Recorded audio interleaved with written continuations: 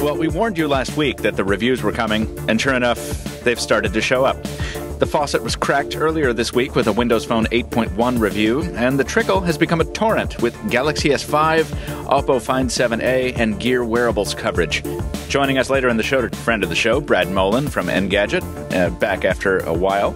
And first, we'll be covering the news of the week on episode 092 of the Pocketnow Weekly, the once-a-week audio podcast where we discuss smartphones, tablets, wearables, and other gadgets you dreamed of owning when you were young. From Boston, Massachusetts, I'm your host, Michael Fisher, editorial director at Pocketnow, and I'm joined on today's show by chief news editor Stephen Schenck. Mr. Fableflex, how has your week been? Positively splendiferous, Michael. Hold on. That's how we speak in Springdoorland. I don't think that's how people from the year 2035 would sound, unless the British had some big push into recolonization. We know that they're going to do that from Star Trek: The Next Generation because Captain Picard, he says he's French, but he's obviously an Englishman. So I think France is conquered in the future. I enjoy the XKCD, the What If series this guy does. Have you seen these? I have not. You know XKCD, right? Yeah, of course. Monroe. Okay, he does these scientific questions. People wonder, if you could throw a baseball at the speed of light, what would that be like? And one of them was, what if the ocean drained? Oh, that would be so various, cool. Where it would drain from, and you get different basins depending on where the drainage point is. But the one recurring feature throughout all this analysis is that the Netherlands, with all of its land reclaimed from the sea, expands to take over the world. So that's one possible future. God, we got off track really quick. That's all right. No, it's important. We need this time, Steve. We owe this to ourselves and listeners to you too, because we need to recharge here. I asked, first of all, Taylor Martin is joining us in a little bit. Brad Molen will be joining us for the feature later on, but it's just Stephen and me initially because Taylor is out filming footage for his Find 7a comparison that he's doing today. And I understand what that's like. I didn't even complain when he told me he needed the time because I did a comparison yesterday between the Galaxy S5 and the HTC One M8, which is finally up. It went live at 11 a.m. this morning. Ooh. Now, do you know why it went live at 11 a.m. this morning, Stephen? I do not, but I'm sure you're going to tell us. I will inform you. It went live at that time because it was supposed to go live 6 hours earlier at 4:30 a.m. when I finished it after a 16-hour day. When everybody wakes up to get their smartphone news. Exactly, yes. But unfortunately what happened was I was waiting for YouTube to process the video, and I fell asleep at my computer. So I wake up and it's 11 a.m. and I'm like, my first thought is, well, A, let me push this live and do what I should have done 6 hours ago, and B, what is my life? Because this phone has been driving me crazy. No. And even in setting up this podcast, I was making the rundown, and I was like, oh, we're doing a Windows Phone 8.1 review kind of roundup. When did we review that? Oh, it was earlier this week. My God. No, weeks ago, wasn't it? Yeah, that's what it feels. It feels like months ago. I'm going to see if Brad's in the same boat as me. What were you going to ask a second ago? Oh, yeah. Did you end up going face first and got the nice little key pattern on your face, or kind of like a backwards slump? Got like the ASDF on one cheek and JKL semicolon on the other. And you have the one little mark on each of the keys for your finger finding. No, I woke up as though I were like an astronaut or a time traveler even who was, gunned down in a final moment of desperation because I was like on my bed because the computer was alongside, but my arm was reached out toward it and not quite reaching it. But anyway, it's up. Go check it out. It is a sweet comparison, I think. I went a little long, but the comparison was 15 minutes long. Cut it down to 11 minutes. It is the densest thing I've ever generated for video, for Pocketnow at least. Yeah, it's pretty lengthy for just a comparison. Yeah, well, that's the thing. These are the two most important Android flagships of the season, if not the half of the year, the first half of the year. Yeah. And there's so much different between them. I didn't even get to all of it. I felt like I was doing the Windows Phone 8.1 review where I was like, I just have to not talk about some stuff because there's too much to cover. So it was tricky. I don't ever want to do a comparison like that again, or maybe not for a couple months, just because it was so intense. I think there's something to be said for, rather than doing these really in-depth reviews of individual phones, a lot of shoppers don't I mean, they might not care that much about one particular model. What they want are these reviews putting the heavy hitters against each other. Apparently, because our comparisons tend to be one of our more popular offerings, but... And as I said on Twitter yesterday, that's a shame because I really love doing reviews. I love focusing my entire self on one device and just going there.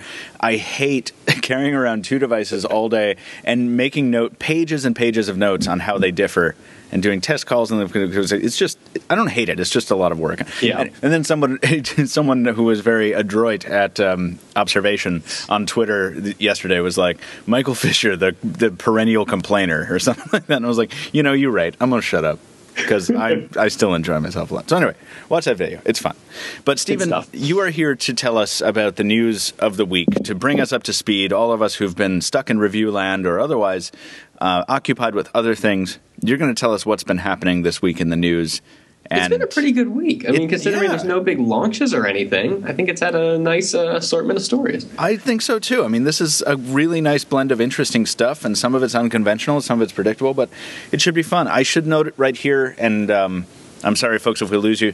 You must forgive us. We have to skip listener mail for the second week in a row. It is because of our ridiculous schedule, so I'm sorry. If we could make it happen, we would, but, I'm clicking unsubscribe. Are you leaving? I am. All right. It's just me. You're listening to The Lunch Hour from Pocketnow with Michael Fisher. Android, let's get it going. Woo-woo. All right. So Samsung, a couple of Samsung stories in the news this week. We heard Samsung talking a little bit about what might be next for it in phablet territory. With word coming in that it's looking at a new form factor for the next Note device, presumably, having had Note Pros already. We're looking at the Note 4, so the next phablet-sized Note. That could be big. I mean, the Note's been basically the same shape from the first three iterations so far. Samsung's played with bezels and making it better usage of the space, but it's been, the same pretty much phablet-sized slab, so... Yeah. Where might Samsung go from here? Like the biggest form factor changes we've seen to the Note line so far have been changing the aspect ratio of the screen or, going from hyperglaze to leatherette. But changing a form factor for the phablet. Yeah, I mean, form factor, we're usually talking about something like, a flip phone or a slider of some kind. And the one thing that has been sticking around with some Samsung rumors is it really expanding upon curved screens. So that... I assume is where it's going here. Now, how that actually ends up being implemented is another big question. That makes a lot of sense because obviously you make the good point in the article where you're like, they've experimented with the Galaxy Round. Obviously, that was a sort of a prototype of sorts. Maybe this is going to be the first production offering from them. Yeah, but I'm not exactly sure how that would work with the phablet. I mean, you love the G Flex, but do you think that would work well with a stylus? No, I don't. I don't think that would be terribly comfortable. One of the nice things about the G Flex's screen is that when you're using it with a thumb, because of the physical reality of the top of the screen being slightly closer to your thumb, it actually is. It's a little easier to use than a 6-inch phone that is not curved, I think. But for something with a stylus, no, it doesn't make much sense to me. What would make more sense to me, Stephen, to stick with the Note branding would be something like an integrated S-View cover that has an actionable surface on the inside, So you pop it open. Oh, okay. Maybe it opens to the right or to the left, and you can actually write on the inside surface of that somehow. I don't know. That's what I envision. If you talk to me about a tech product that's called a Note and I don't otherwise know, that would make sense to me. What if it was like a panel that, was hinged on one side, they could flip around, but after you flipped it open, it would then slide into the back of the phone for storage instead of folding completely back. So it wouldn't be flapping around. That would be cool. It would be nice. And it would be also, I wouldn't put it past Samsung to take their exploration of the kind of Moleskine thing to the next level and incorporate one of those leather bands that, keeps the thing. Keeps the thing shut. I don't think I'd like to see that, but I wouldn't be surprised to see that.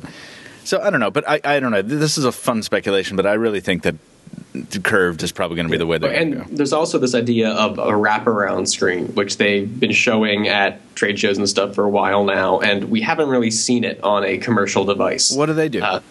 we're having, instead of a more gradual curve to the screen, it gets up against one edge of the phone and it sort of like flips over a little bit. So it's like a ticker along an edge of the phone. So the screen sort of like folds down.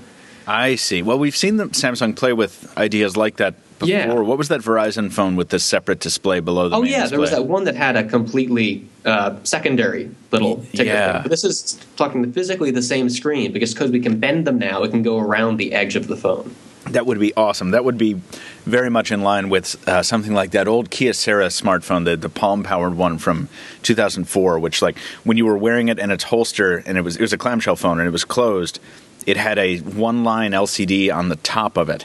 So like a pager. Yeah, so you could look down and decide whether you needed to pull out that big brick and open it up or not because it had a little thing. It was awesome. But I don't know if I'd call that a new form factor is my only problem. Because when I think form factor, I think the physical handset shape. Yeah, I feel like they're playing they might be playing fast and loose with that. Yeah, with that designation. But it's fascinating, speculation to me because the Note line is interesting enough already, right? It's the line that Samsung uses to introduce some really awesome stuff, usually. More so even than the S brand in some cases. Yeah, absolutely. And 3 gig RAM? Yeah. Even the, what's it called? Taylor's trying to join the show, so I'm a little distracted, and he entered the wrong chat, and that's very funny to me. Let's see if we can bring Taylor Martin on board. So, they in one respect, they don't need Samsung does not need to do much with the Note line except for continue using it as an on-ramp to to new features and new offerings. But it's like a platform for experimentation almost. Right. And, they're playing with fire here. I mean, I think a lot of the comments I'm seeing is like, if they do a rounded screen on the new Note, I'm not buying it because X. And I can't necessarily disagree. I mean, you're trifling with something that works right now. Yeah, and I mentioned there, I wouldn't be super surprised to see like a classic Note 4 and this new form factor weird Note 4. Like Samsung's going to go to the route of BlackBerry and start building classic models. Hey, why not? Samsung Galaxy Mega Round Note 4. Mega Round 4 Note. Taylor Martin, welcome to the show, brother. Thank you. I might fall asleep.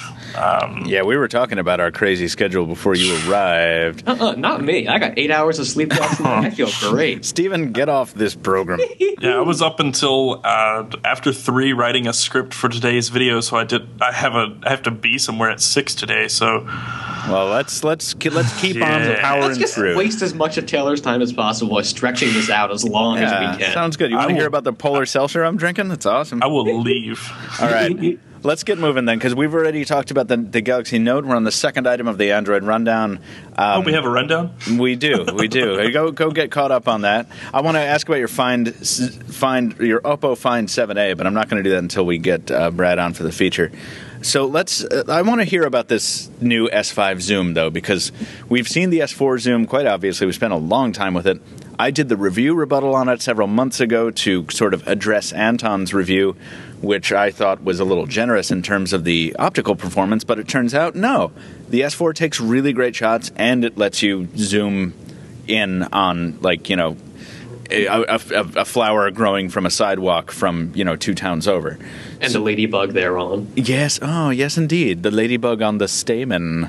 So what's the story? Tell us about this new Galaxy S5 zoom and what it might launch as, Stephen. All right. Well, of all the possible Galaxy S5 family devices that Samsung might be doing this year, assuming it's going to repeat a lot of what it did with the S4, the zoom has seemed the most likely, or at least there's been a lot of evidence for it. We've been spotting it in import databases going back a couple months now, so we knew it was coming, but the details have been a little iffy. And a little while back, we got our first image that was supposed to be of the hardware itself. And it looked very impressive. It didn't have this big, bulky hand grip. It didn't have this elevated ring around the big lens. Mm-hmm. But I thought it looked kind of fake. It just seemed like too compact and small for an optical zoom. And it was attached to this rumor that the phone wouldn't be launched as the S5 Zoom, but we got another name. And it wasn't called... I'm going to double check on this. It was called something different than what it's... They called it the Galaxy K Zoom. And that seemed to come out of left field. Except now, this week, Samsung released an official teaser with all these Ks all over the place. There's a big old K that looks like it's framing something. It's playing with this. So the K part seems real now. So now we're thinking maybe that image of the hardware was also real. But regardless, Samsung's going to be premiering this thing in just a little over a week, Tuesday the 29th. Now, isn't that curious? You know, we've spent so long kind of complaining about the dumbing down, the watering down of the Galaxy S4 brand last year, and to a lesser degree the Galaxy S3 brand before it. Because when you bought a Galaxy S4 Zoom, you were not really getting a Galaxy S4 experience. No, you were not. Yeah. I mean, in some ways it was better, in a lot of ways it was worse. So maybe this kind of makes sense. Yeah, I was going to say maybe Samsung. I don't know that I would call it the K, but you know, K for click like the Shutter does. I don't know. Yeah, I don't exactly know that any of the gimmicks they're going to try out are going to work for this. But it's kind of refreshing to see Samsung take the occasion to form a new brand. Just like, hey, here we're going to call something the K. This is going to be our line of optical zoom packing smartphones, and especially we had these Galaxy F rumors that haven't come to pass. What? So we're sort of feeling like maybe there wouldn't be a change from everything's a Galaxy S, but yeah, and it's interesting. It's kind of like it's not necessarily in line with what we've come to expect from Samsung. The first thing I thought when I saw this was like Butterfly J, HTC, And it's like, yes, Galaxy S, but Samsung doesn't really play around with letters too much. If you're right, unless I'm really, really missing something, right? Because their Windows Phone stuff is a TiV S, yes, a Galaxy S, the recurring thing. But then we have Note, we have all the various adjectives that we don't really like very much. Let's be honest. They have at least one device for every letter of the alphabet. Yeah, but those letters are usually followed by entire words. It's not. It's very rarely just a single letter. So, I think this could be cool. Maybe. I don't see. Do you guys see this becoming a premium level product though, or is this going to be just another niche thing? I mean, they're announcing it in Singapore, and the design museum they're hosting us at makes me think this is going to be kind of on the high end of things. That's an ironic place for Samsung to hold an event. Am I right? Womp womp womp. Troller. Sorry, I had to. No, but it's true though. So they better be bringing the heat on this one, and maybe they will be. Maybe this will be as the round possibly is the new Note as a curved screen forerunner. Maybe this is a little toe in the water. Maybe this is a really high end piece of hardware that Samsung is going to use to gauge interest, to see if all the bloggers are right about about the world wanting a metal Samsung phone, or whether we're all just kind of having a nice little party amongst ourselves. I couldn't say the thing I wanted to say because it was naughty. I want the naughty version. I'll tell you after the show. But I think you're right about metal being a big part of this. That we're looking at the image of the K here. It's clearly like revealing something, and there's a bunch of stripes that look very metallic. This would be a cross section of the lens or what? I don't know, but I think metal's going to be a big part of this. What if this is even crazier than all that? What if this is a smartphone body with changeable lenses? Oh, Lord. The first changeable lens smartphone camera. Once again, I wouldn't put it past Samsung. That's the thing. No matter how you feel about Samsung, whether you love them or hate them, it's very tough to say that they are not capable of surprises. They can come out of left field with some crazy stuff sometimes, and it's sometimes it's a good time, sometimes it's just weird. So. Usually the latter. Samsung. Sometimes it's not trying to hate on Samsung, but it does some really weird things sometimes. Well, that's the mass market end of the spectrum. Why don't we talk about an outfit that's a little bit lower, or higher on the totem pole, because that's how totem poles work, even though nobody knows that. Go ahead, Taylor. What were you going to say before we asked you about 1+1? I was just going to crush your segue, of course. Yeah, you didn't. It didn't work. I actually got it through there. You did. I pushed it through Congress. Retracting this. That's okay. It was a compromise. I was just going to say, like, the flash on that fake phone, or not the fake phone, the leaked, supposedly so wrong. Galaxy K. Why? What are they doing? Explain to me what it is, because I don't know what you're talking about.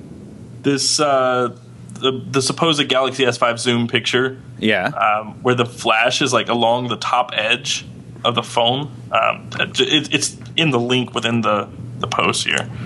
Okay. I'm checking it out. Oh yeah, so there's a the flash is located longitudinally alongside the long axis of the phone. No, that looks like it was grafted right on there. Yeah, and it doesn't even. It's like not even like level or even with the edges. It's I think that's totes bogue. But I think it's fair to say that just because the image might not be real doesn't necessarily mean that what it's depicting isn't real, because sometimes the people leaking these things, they can't use the actual image for one reason or another, and rather than just blurring the hell out of it, they'll try to recreate it. So that might be what we're looking at. I think you might be kind of like how we thought the M8 was fake.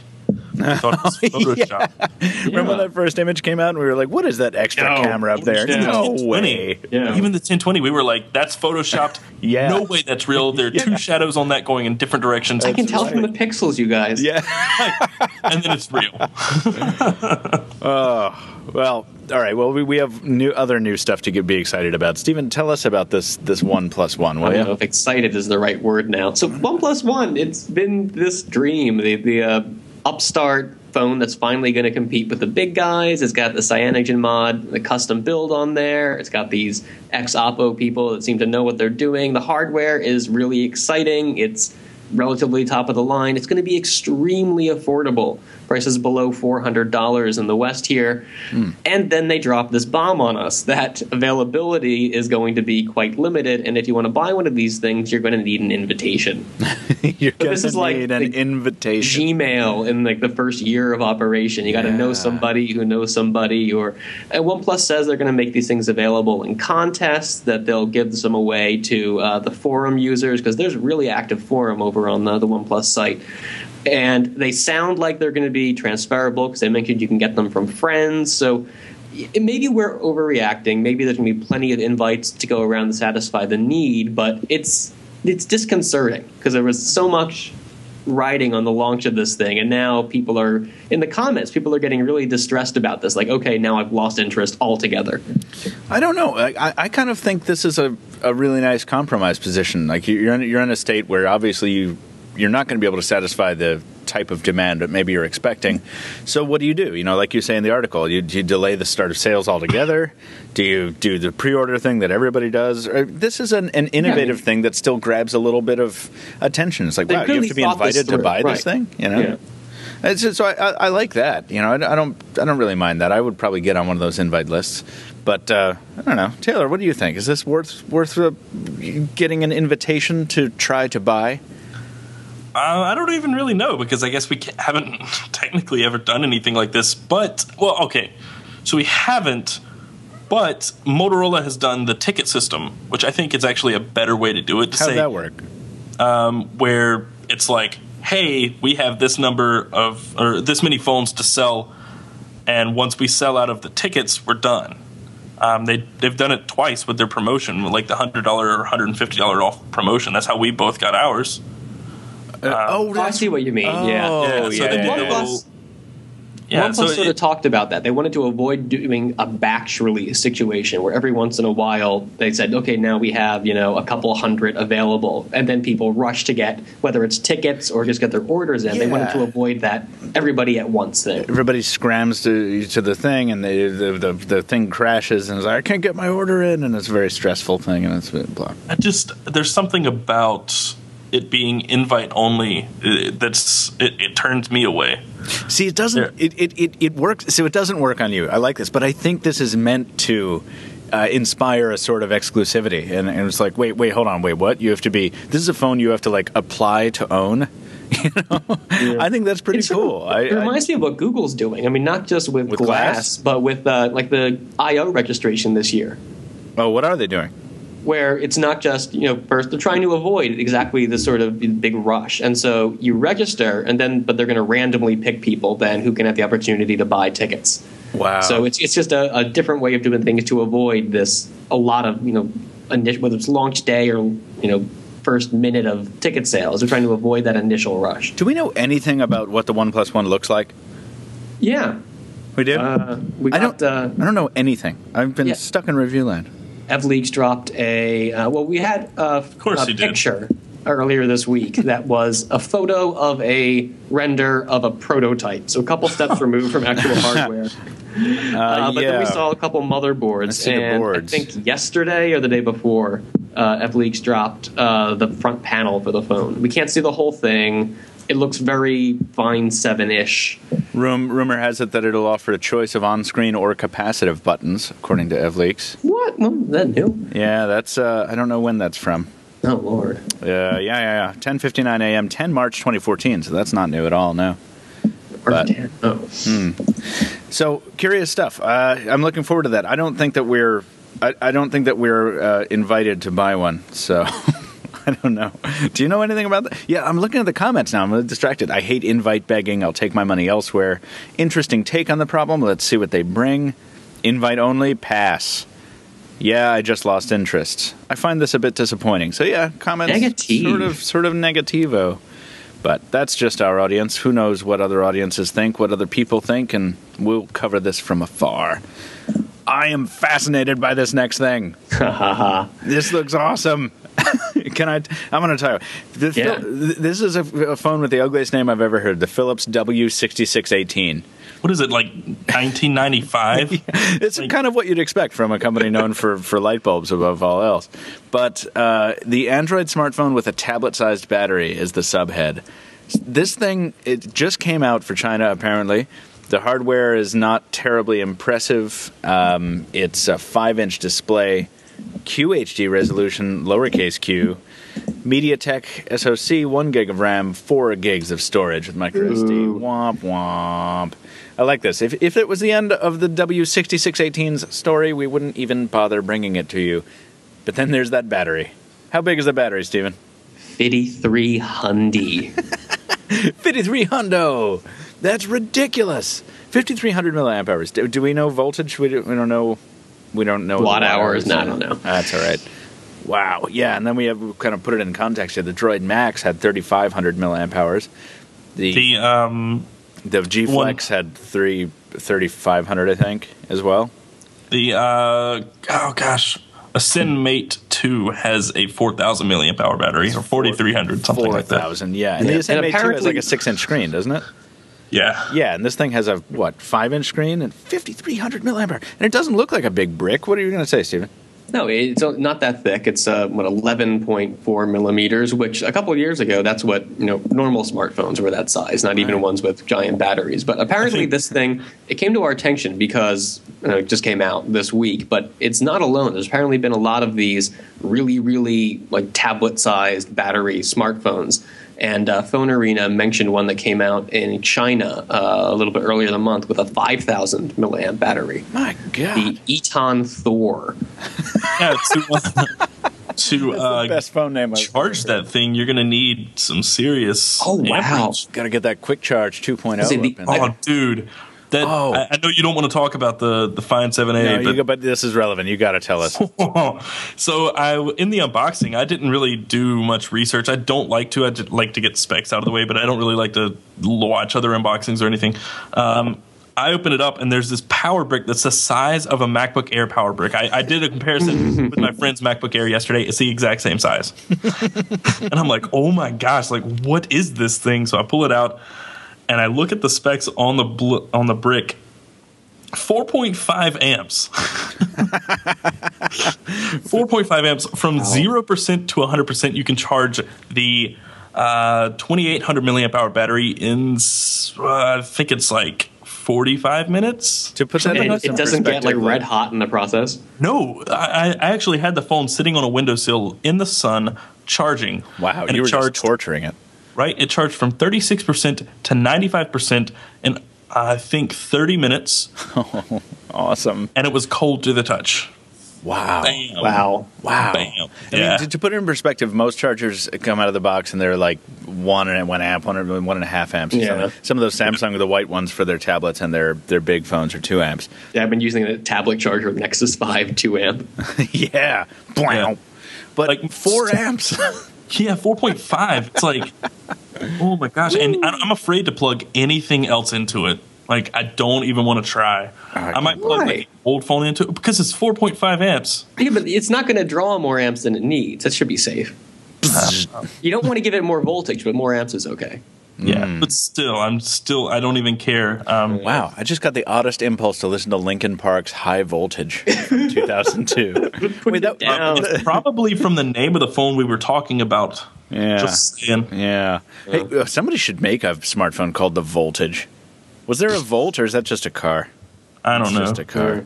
Anyway. Before we get too far away here, I wanted to go back to this, the Eton Thor that came out a little earlier. Yeah. Oh my God, this thing sounds even better than the Philips phone. I mean, the battery's a little lower, but more importantly, it's only 9 millimeters thick. 9 and millimeters it's got thick with a 2 gig of RAM battery.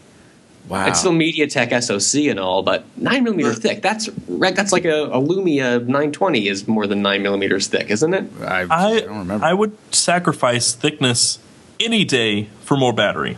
Period. Sure, but if you don't have to sacrifice it, why not? What if you can have? Well, I'm both? just saying. Yeah. If this HTC One M8 were 10 millimeters thick, so another millimeter, or 11 millimeters thick, so as thick as this W6 whatever, if it were 11 millimeters thick and had a 3500 milliamp hour battery, I'd be more than happy. Or 4000 milliamp hour battery. I can't get by on the 2600 milliamp hour battery inside the M8. I can't get by on. I struggle to get through a day with the Note 3. Yeah. You got to put one of those like 11,000 milliamp hour battery packs on it. Yeah. I love the comments when I say stuff like that. I love the comments that are like, just turn on airplane mode when you're not using it. Yeah. Because that's logical. That's the problem. Like, you have these wonderful extensibility options in modern software with Samsung's ultra super duper power saver or whatever, and HTC's extreme battery saver and stuff like that. And it's like, yeah, this is great. It's awesome that if I am without my charger because of some crazy circumstance, like I flew out of town, forgot my charger, and now I'm whatever. For some reason, I can't find a compatible charger. Yes, I can go 2 weeks with my phone acting as a dumb phone. I think that's awesome. Unfortunately, of course, we don't buy these things so they can be dumb phones. We need. Right, I don't carry a dumb phone anymore for a very good reason. Exactly, yeah. So let's keep going because we're on a timetable here. I want to know a little more about security. And this is strange to me. Security. But it's weird. Security. It's weird that we haven't had this yet or seen it yet or whatever. Tell us what the story is here, Stephen. Can you educate us? Sure. So Google's been experimenting with a technique to use your smartphone to unlock your computer. Specifically, it's doing this with Chrome OS for the Chromebooks. And it's been coding something up in the sources that, based on what we can see from what's been published, somehow the phone's proximity to the Chromebook is going to be used to authenticate the user, so you don't need to use a password or anything when going over and opening up your laptop. We're not sure how it's going to work. A couple of theories have been thrown around, whether this is going to be something Bluetooth-based or maybe on the same Wi-Fi AP. This really cool one is that this could use audio and there's some like ultrasonic signal being broadcast by the Chromebook or by the phone. They would pick up on each other and just that's kind of cool. It has a built-in sort of proximity nature to it, especially because ultrasonic signals don't travel very far. Or do they? Is it base that doesn't travel? Well, however this ends up working, it's going to be pretty interesting, especially for people who are already bought into Google's whole ecosystem. They already have their Android phone and the Chromebook. Now they're going to work together. It's cool. Yeah, it is cool. This reminds me of those old school like BlackBerry pendants. Remember that? No. I don't know the BlackBerry, but I know the things you're talking about. Yeah, you can plug in a USB port, and then when you get close to the computer, it authenticates you. You walk away, it automatically locks it. Yeah, but it wasn't a computer thing. It was for BlackBerry or a smartphone. Like you wore a Bluetooth dongle essentially as a pendant or as a belt. There's a clip-on like badge thing, and if your smartphone, if you left it behind on the cafeteria table when you were having a lunch about state secrets, and you walk like 30 feet away, and it's like. And it locks out the BlackBerry completely, and no one else can get it until you walk closer to it and grab it again, which is pretty cool. I mean, I like that. And I feel like that's been done to a degree as we've gotten into this wearables thing of like the Galaxy Gear can vibrate when you're too far away from your phone, which saved me from leaving a review unit at a cafe once. I need to find and such. Yeah, I need to find that app that mimics trusted devices from the Moto X, so I can use it on my M8. Yeah. So this is cool, and I'm actually a little surprised that this didn't show up sooner, but I am excited to see where it goes. I'm a little sad that it's only for Chromebooks. But that's sort of what ties this into the idea of it being related to that audio technology that didn't happen sooner, because Google just bought these guys back in like February. So that may be why we're only seeing this now. And right, that's true. And I hope that this kind of incentivizes a lot of other people to start bringing solutions like this, because I don't know how you guys feel about passwords. I hate passwords. I think we're in an era where we could use solutions that are a lot more elegant. My computer's a desktop. I just lock the doors to my house. That's my password. I put my computer in a safe. I use TimePin a lot.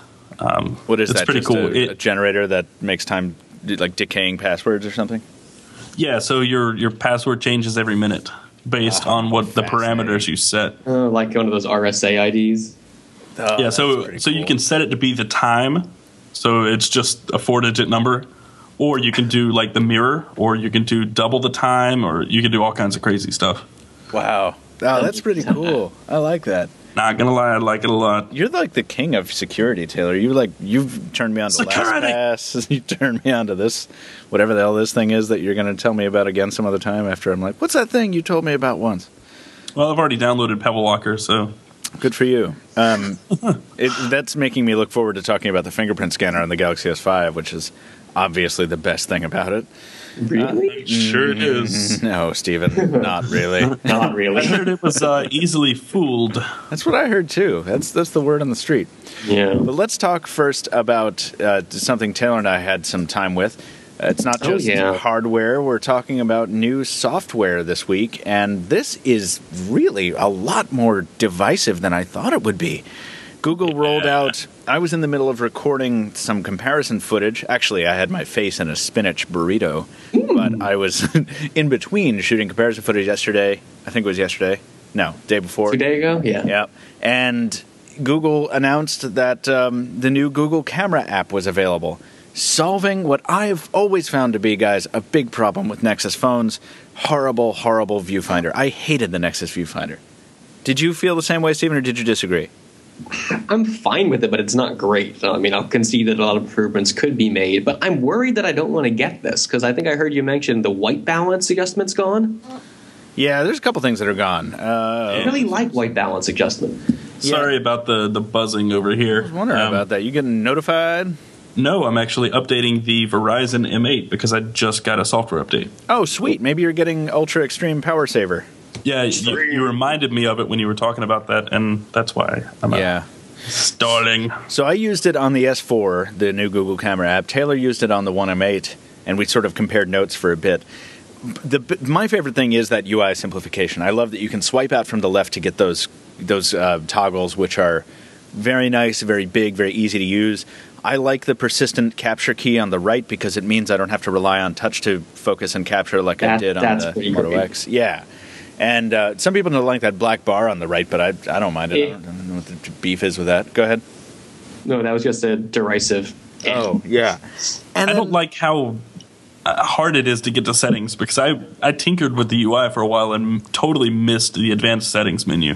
How did you miss it? Like it's very simple. Because there's a way to get to some basic settings, and then there should be within that menu another thing that takes you into the advanced settings. Instead, you have to swipe over to get to the menu with the different modes, and then you hit a settings cog that just seems out of place to me. Oh, yes. So there's a settings cog that's not persistent. Right. When you're in regular viewfinder mode, you have a little toggle that gets you to things like selfie, flash, HDR, so on. But when you swipe out the toggles on the left, that turns that other thing into a settings cog. So I get what you're saying, yeah. Yeah, it's positioned weird, and it just seems out of place, so I missed it because I wasn't looking for it. Yeah. And then you were like, you didn't set this to high res in the settings. I'm like, what? Yeah. But that's the thing. Device to the device, like per device, this app is totally different. It's depending on what device you download it for, right? Because they had to customize it because that new lens blur feature, which is essentially the same faux bokeh after the shot refocus thing that everyone's doing now, is only available on devices that have the beefy hardware to support it. Same thing with photosphere and panorama. So you're not going to find that on like a Moto G or something. So they have to make it device specific to do that. But they also changed the UI, is what you're saying. Yeah, to a small degree. Interesting. Well, no, I mean, it's not like totally different, but you're missing settings. You're missing things like exposure control. Is this resolution based or based on what OEM we're talking about? I think it's based on the processor for some things. But like the Moto X, it has a fairly decent processor. It doesn't have white balance control. It only has, I think. Yeah, and I have exposure control on the S5 here, but it doesn't work. Even if exposure control is set to manual, I can't adjust the exposure. So it's all right. So it's not perfect. We're going to see some features roll out in the future. I think a lot of people, if you need reliable exposure and you need white balance adjustment stuff, right? Don't upgrade to this. But if you, like me, would actively not use the stock Android camera. Like, I would just leave the Nexus 5 at home if I was going to be shooting some. Not because the camera hardware was necessarily bad, even though I didn't like it that much either. That viewfinder just was so freaking horrible. It took 7 taps to get the front-facing camera on, and I just hated it. So I'm a big fan of this. We shot a video on it. Check it out. Yes, progress.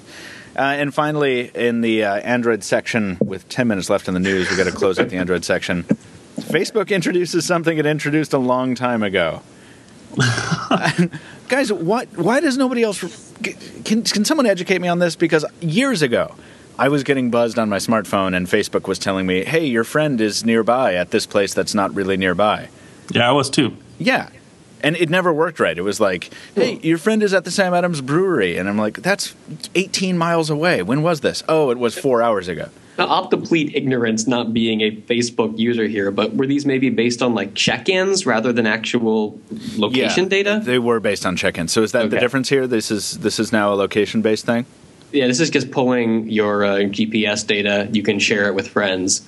And they don't necessarily know exactly where you are. They get like you're in the vicinity unless you choose to share exactly where you are. Okay. All right. Yeah. In addition to just telling you who's in the general area, nearby friends can be used to share precise location data with specific users. So how's Facebook feeling about the privacy aspect of this, Stephen? They seem to be on top of this. I mean, normally Facebook will just shove features upon you and then, worry about you figuring out whether or not you really want to be sharing all this with people. Yeah. This is opt-in. You have to manually say, yeah, I want to share my location data with, you can say specific users, all users, some you don't want to. You can turn it on and off as you please. So there's a lot of options here. That's a lot of control. Pretty cool. I haven't been prompted to do this yet. Is this iOS only for now? No. They say it's coming in the next few weeks. The app's not ready quite yet. But yeah, coming to Android and iOS. Wow. I'm glad that they're making it opt-in because it would be reckless and horrible if they made it opt-out. But, it'll be fun to try this out, I suppose. Gents, what say we move on into iOS for the last part of the news? Okay, so the latest in a long series of iPhone 6 leaks gives us a look at what could be the phone's front panel. It's certainly bigger than we're used to. I've seen some analyses done based on the shot here showing that the aspect ratio makes sense. It looks like we'd expect a larger iPhone screen to look like. Whether or not it's real or not, I can't say. iPhones are probably one of the most copied smartphones on the planet, and these manufacturers and these fly-by-night facilities in Lord knows where are always cramming off knockoffs, churning off knockoffs. Is it real? I can't say. It looks like we'd expect a larger iPhone to look, but without. Stephen, don't fail me now. Mm-hmm. I want to know. Tell me. I don't have my magic 8-ball nearby here. No. Every time I talk to anyone, I don't care who it is, anywhere in the world, it doesn't matter. The first question, if they know what I do for a living, the first question is, what about that iPhone 6? Every time. Yeah. Every day I answer that question. I don't know. Wait until September. Every time. I know. Yeah. Just tell them iPhone 6 came out last year, and unless you're tied into Apple, they're just not telling you about it. You're not cool enough to know. Seeing this panel makes me. It just makes me kind of frustrated with the state of things. Whether this is real or not, it looks real. Okay, Yeah. By the way, I love that in this particular blurry cam photo, there's someone actually in the frame who's just standing alongside, who's totally cool with this like illegal photo being taken. Remember the guy we're seeing through the... Yeah. There's two people in this shot. Wow. Yeah, there's some artsy stuff going on. We have a whole palette of these here if you'd like to take some more pictures. Yes. In an oddly empty warehouse. Yeah, really. That means there are actually 4 people there because somebody else has to be taking that picture. Yeah, that's right. And this, look at that fingernail on it. I was going to say. Is this a lady holding these things? Nah, it probably is. Wow. I don't know. Wow. That's fascinating. I don't think about that often, but you don't see ladies too often in blurry cam photos. But remember that one? You don't see much of anything in blurry cam photos. Is the problem. That's a good point. You're right. And it could be a guy, Michael. Don't be sexist. I ain't being sexist. I'm just saying, like, there's, I don't know. Those are some long fingernails. That's all I'm saying. I've seen guys with long fingernails. I like them a little long.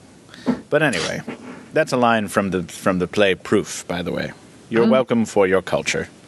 Listen, it just makes me sad because if this is the new iPhone, I'm already not interested because it's just bigger. Is that more from it? Scaling up existing components to make a bigger phone is logical. It makes business sense. There's no reason not to do it. I get it, but I'm bored to effing tears already.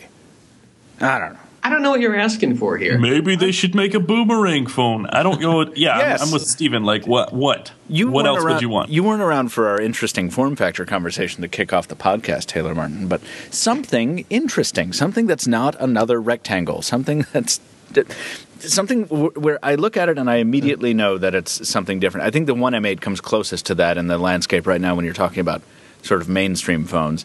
Nokia does it through colors sometimes, through interesting materials, but then you have to pick those up to feel it. But, they'll do it with narrow radius corners to make it a little more boxy. I feel like if we're saying a good phone has to look different, we're opening up a big can of worms there. We're just going to get weird-looking crap. I'm not saying that it's not good. Like I say, I'm sure it's going to be a wonderful device, but I'm bored. I'm telling everyone that I'm bored. That's all. I want to see a hexagon-shaped iPhone. That's what I'm saying. It was fun to film the. Actually, me too. Now, it was fun to do the One M8 versus Galaxy S5 comparison yesterday, and just like cross cut between the One M8 in my hand and the S5 in my hand, and just God, the S5 is so boring compared to the One M8 hardware wise. I'd like when Motorola was sort of going with octagon shapes for its phones. We were into like a Battlestar Galactica type thing with the paper. Yes. Oh, that would be sweet. Are you telling me they cut corners? Anyway. Finally, we have... I know you don't know anything, Taylor. Apple, what were you going to say? I wasn't going to say anything. You were going to say something. No. Really? Yeah. I got to up my hearing. Yeah, you do. I used to be able to call out Brandon all the time when he was about to say something, but now I'm not as good at that. Apple and Shazam. iOS does not currently have a baked-in song recognition system, which sets it apart from like Google, where you can just hit the Google Now voice input button and it's like, oh, music's playing. You want to know what it is? And I'm like, yeah. And then it tells me. And then Cortana does something similar on Windows Phone 8.1. But it looks like we have some news out of Bloomberg reporting that Apple plans to bring song identification to iOS 8, and apparently the company will use Shazam to get the job done, which is really cool because Shazam kind of owns that space. Yeah, Stephen? It makes enough sense. I mean, Apple sells songs. If there's a way to connect people who are wondering, hey, what the song is, and change them from people just listening to the song to people buying the song, Apple should absolutely be interested in getting a piece of that action. Yeah. So it's surprising we didn't see this earlier in that light. Do you remember the first time? Of course you do. I'm a SoundHound guy too. See? Do you guys remember the first time you Shazammed though? I don't use Shazam, so no. I know the first time I SoundHounded, it worked great. I was surprised. You guys, I'm a contrarian, and I hate you both. What are you talking about? Isn't SoundHound? What are you talking about? SoundHound is a Shazam competitor, and I just like it better. Is that the same Shazam competitor that's always been around? Is that the one that differentiated itself early on because you could hum into it? Yeah, you can hum. Yeah. Wow. That's actually pretty cool because sometimes all I can remember is the tune, and I'm like, "Hey, what tune is this?" You can whistle too. Yeah, it'll find it. I can't whistle. Oh, you fellas are human beings, so whatever. That sucks. Whatevs. Huh. That's fascinating. I just Shazam has always been one of those touchstones in my smartphone experience. I first used it on iPhone 3G, and I was blown away that I could hold my phone up to an audio source and have it accurately match a song to a database. And it didn't need that much volume to do it either. I mean, it was just, I don't know. Shazam's always blown me away. SoundHound is in the same boat. I'm just talking about the services in general. And it makes all the sense in the world for iOS to bundle in the service that helped propel the iPhone to the heights that it has achieved. Finally, another interesting iOS development, another iOS level thing. We're talking about something similar to what Microsoft did with Bing, which is foisting a search engine on users who are not particularly interested in it. But this one is more interesting because it's not Apple building a search engine. It's Marissa Mayer from Yahoo saying, we're going to try and make Yahoo the default search engine on the iPhone. This is crazy. Makes no sense. And Yahoo's search engine is powered by Bing, so that's actually even more interesting to me right now. I was just looking around on Slashdot this morning, seeing if there are any good stories, and there was one mentioning that apparently Yahoo is completely worthless as a company, saying that the only holdings Yahoo has that are worth anything are Yahoo Japan and some social network that's big in Asia. But if Yahoo itself was broken off from these, it would be worth zero. That can't be right. That's what they say. The company's just been on an epic acquisition. Do you use Yahoo? Do you know anyone who does? Not one bit. No. But everyone in the American Midwest has a yahoo.com email address who's over the age of 57. You know, I tried to create a Yahoo mail account just as a throwaway the other day. They now require a cell phone number to create one. Boo. Really? Yeah. No, but seriously, Yahoo has just gotten off the biggest binge eating session of its life. It bought Tumblr. It bought a bunch of other sites that were really popular, really loyal audiences to try and cool itself out. It's got its new tech publication. It's got Katie Couric, for the love of God. It has Katie Couric and David Pogue. Yeah, man. Yahoo's got it. That's got to be bogus. Yahoo's got to be worth something. I don't know. But Apple, seriously, if you're listening to this, because I know you do, all of you, it's in the requirement. Absolutely. My roommate told me that it's actually required to listen to the Pocketnow Weekly. But if you're listening, please just use Ask Jeeves. Please. I like Lycos, really. Ask Jeeves is the next thing I want to come back. We've seen Cortana sort of develop, and then she brought back Clippy for a hot second. I want Ask Jeeves to come back, and I think that would be a really cool move. Alta Vista, come on. Yeah. Anyway, DuckDuckGo.com should be the default one, says a commenter. Wow, the search engine that doesn't track you. Yes, I've heard of that. Have you guys heard of this one? Yeah. Yeah, that's a fun one. Or a start page is one of those that doesn't track you too. Is it? Yeah.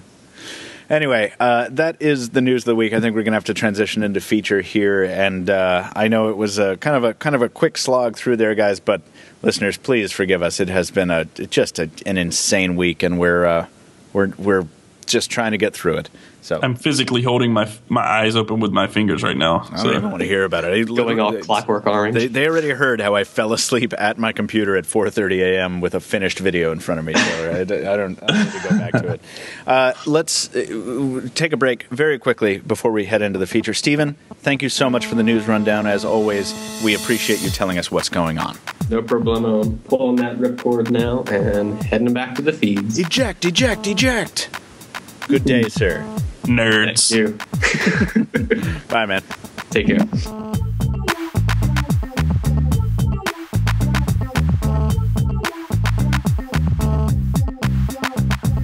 Sometimes the review flow is a flood tide, and even an 8-person team becomes an echo chamber of sorts. Sometimes you just want an excuse to bring an old friend back on the show. Joining us from San Francisco, Engadget's Brad Molen. Welcome back. Hello, brother. Fun fact. It's been too long since I've had you on the show, and I just realized as I was looking at that feature intro that I didn't complete it, so I just kind of made that up. Isn't that fun?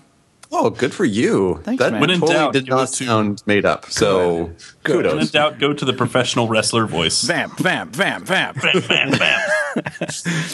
Friday. At the We got Hydrox the Arena. Pocketnow Weekly Podcast. I want to do that. I want to rent out a 25,000 seat venue to do the weekly someday. That'll be a lot of fun. Welcome. We'll talk. You just got to do it in strong bad voice, you know? Right. Oh, very nice. The system is down. Oh, there's two of them. Have you guys heard the strong bad Daft Punk mashup? Because if you haven't, Not, but I feel like I'm a worse person for it now. I need to find okay, it. I'm going to hook you up with the link to this because it is fantastic. It takes random access memories, and it also takes the Fluhova gods, like everybody to the limit, and it overlays that track over random access memories, and it is fantastic. This sounds pretty amazing. Especially Get Back all Lucky. these wonderful memories of like 2003 and hanging out on Ebaum's World and such. Oh, yeah. Oh, the Forgot internet. about that site. Yeah. It's really how a lot of us grew up in terms of the internet is It is. Homestar Runner. Yeah. Remember So- FDA? We shouldn't talk about that.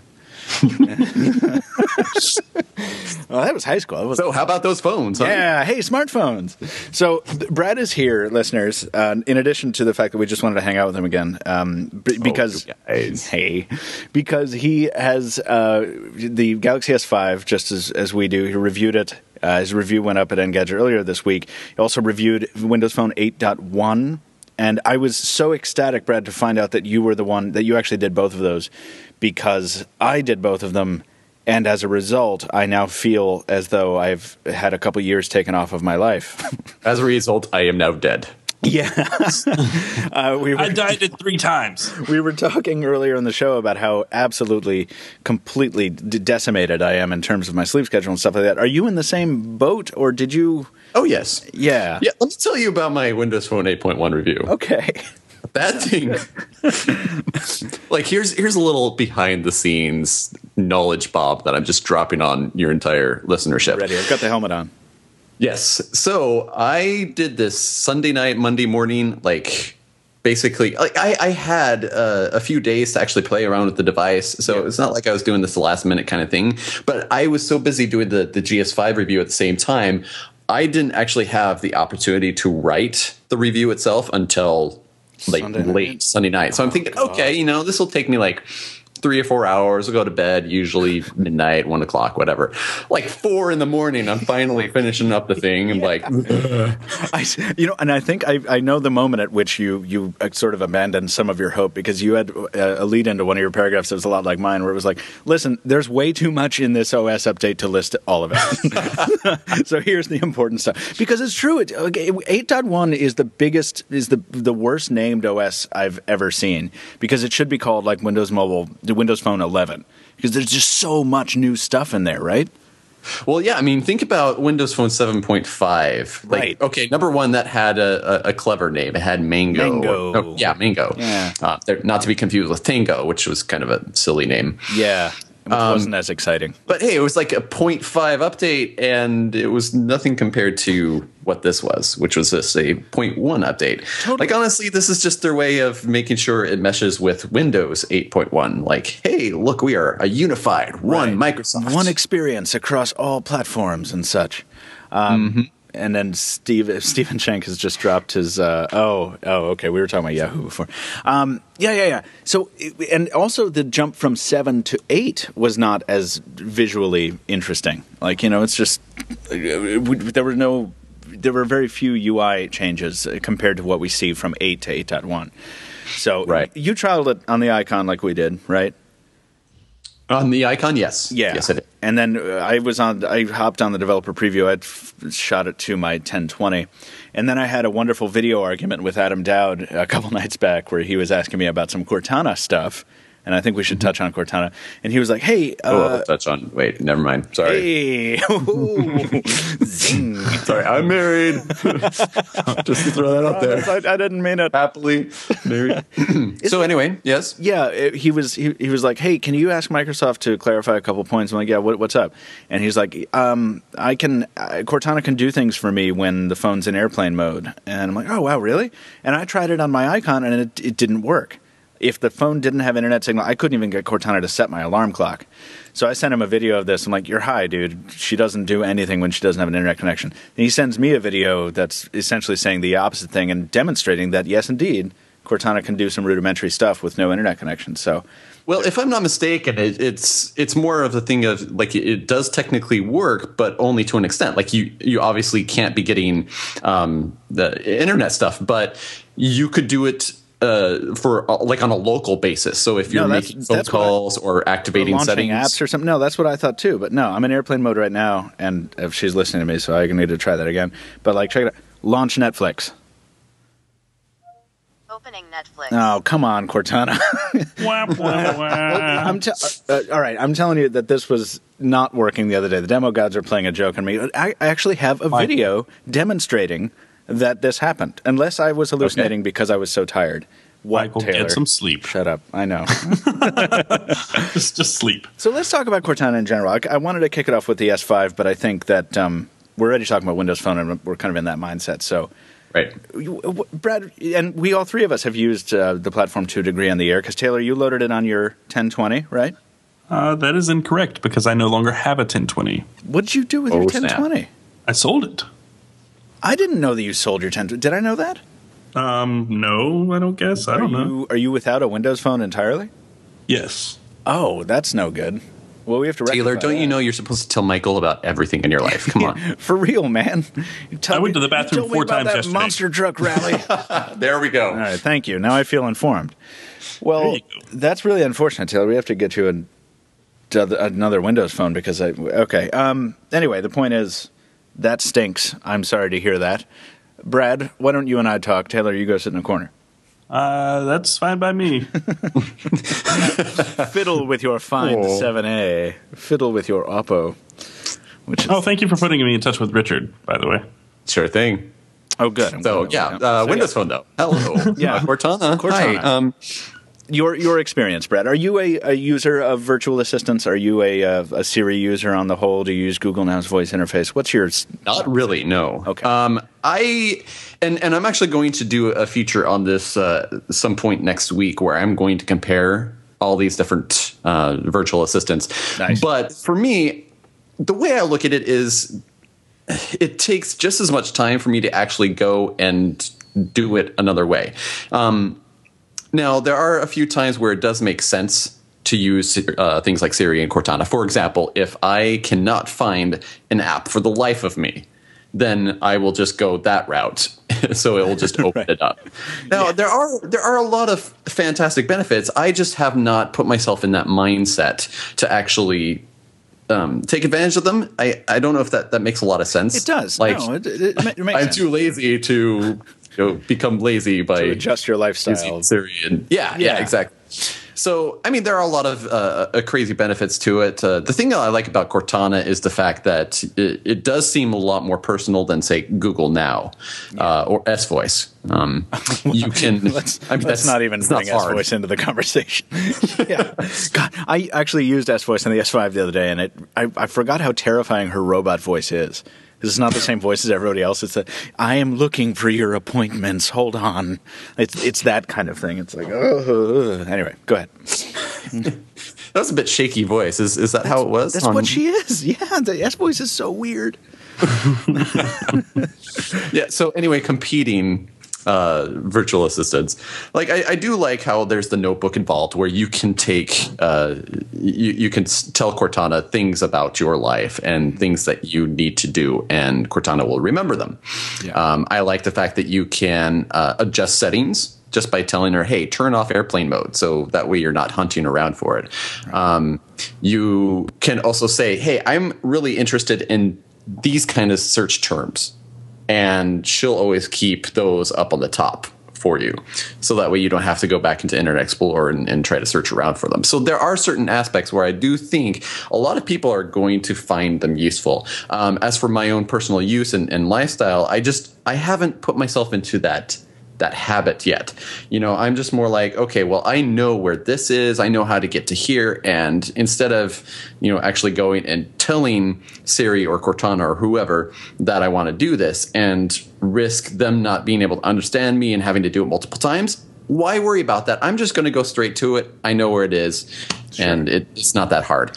So I guess that's one of the reasons why is performance. Now that I'm just talking to you about this out loud, is I think in many cases in the past there have just been issues to me about telling these virtual assistants exactly what I want them to do and them not understanding to my fullest. They're getting better. Cortana is hit and miss. How's your experience been? No question that Cortana is hit and miss. There's two elements to that, positive and negative. In the positive sense, Cortana is equipped. Eventually, she has the framework to have a wonderful dialogue with you when she's not sure about something. So yes. I love that thing where you're like, hey, remind me to do the laundry at 9:15 p.m. And she's like, okay, I'll remind you to launder money at 9:15. And I'm like, no, that's not right. And then instead of just canceling and giving up, she'll be like, oh, okay, what was wrong about that? The time, the appointment, or the something else? And I'm like, oh, the appointment. Okay, what's the appointment? So you can have this wonderful conversation with her. The problem is that because she doesn't have enough data yet to she hasn't grown enough because user data is kind of scarce at this point. She doesn't have a lot of syntax skills. So I will be like, take me to the Boston Convention and Exhibition Center. And she's like, okay, I found multiple listings for that. Which one do you want? Right. And unless you answer in exactly the way she wants, she doesn't know what you're talking about. I'm like, the second one. And she's like, what? I didn't really get you. And then I'm like, the number 2. What? Oh, here's the Wikipedia entry for the number 2. I'm like, no, One particular example that I found is I would go in and set alarms. So I made it so I could set multiple alarms. Yeah. And then I tried to tell Cortana to turn both of them off, and she couldn't understand it. Yeah. So then I thought, okay, well, turn off the next alarm.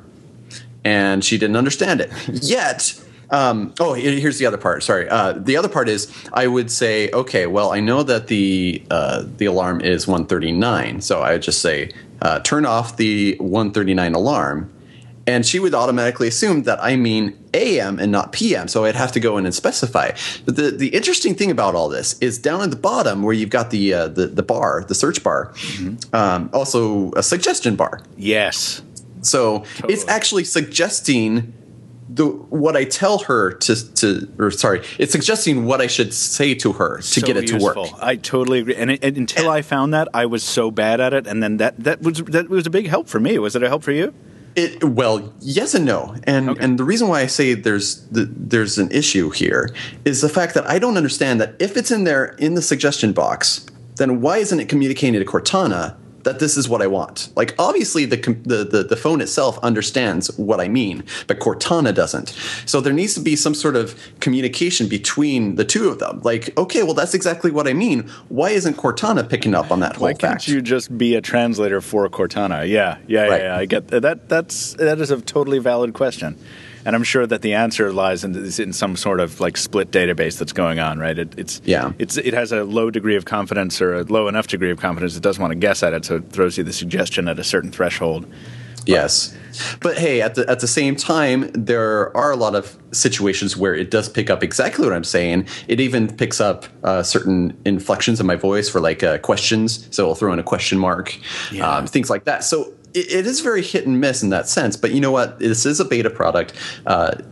It's going to get better over time as more people start coming on and using the feature. So I don't necessarily want to do a final judgment on it yet. No. We'll see how it is in a couple months, though. Agreed. And what Cortana, her effect on me has been is that I do use voice input pretty often, but it has served, my experience with 8.1 has served to remind me of how much I value touchless control on the Moto X. Because while it is not difficult for me to press the search button and hop into Cortana on Windows Phone is fine, but I just wasn't aware of how often I use touchless control at home. Yeah. I'll just call out. I lose the Moto X all the time, as I've said on the show many times, and I'll just call out like I'm calling for a pet. I'm like, okay, Google now, and then in some distant room, it's like, boop. I'm like, oh, there you are, okay. And I'll go, or if I'm like getting ready for bed, I don't know where the phone is. I'm like, okay, Google now, set alarm for 7:45. So I use that a whole lot, and the other time that I use voice interface, so that works well in Cortana. The other time I use a voice interface a lot is in dictating texts, and that's the next thing I think that needs to be overhauled because, yes, Brad, like you said, it'll pick up on inflection. Sometimes it'll throw that question mark in, but if you're trying to do a message with more than one sentence in it, it's just a mess.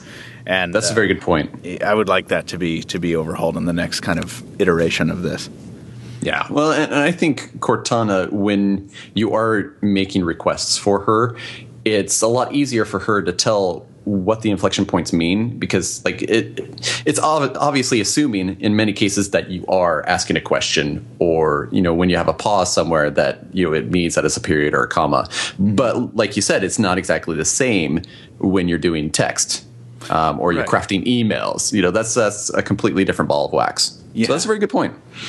Well, I'm looking forward to seeing how she grows in the future. And unfortunately, Cortana is not the only thing about Windows Phone 8.1. You had a nice conclusion in your review that I think mirrored one of mine, which is that while it's not the biggest overhaul in mobile computing history, it at least has filled in the major gaps that were left in Windows Phone compared to the other platforms, right? So while it might not actively draw people from other platforms, now if somebody wants to come from Android or iOS and check out Windows Phone, he or she is not necessarily going to be put off by things like lacking an ability to have a wallpaper or not having a notification center and things of that sort. So I like that you and I actually. I'm lying. For the purposes of the podcast, I wish that we actively disagreed about this so that we could fight about it.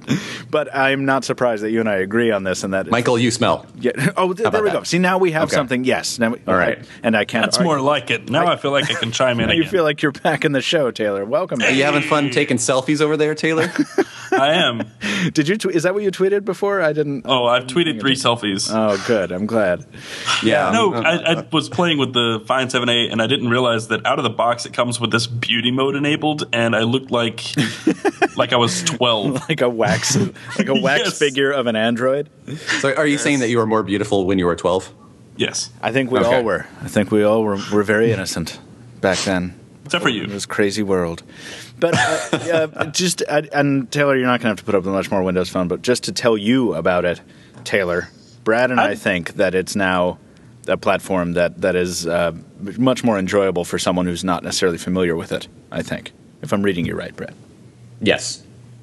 Yes, I like it when you put words in Brad's mouth. No problem. Yeah. Brad, that's why you're here. You're not here to talk about I couldn't have said it better myself.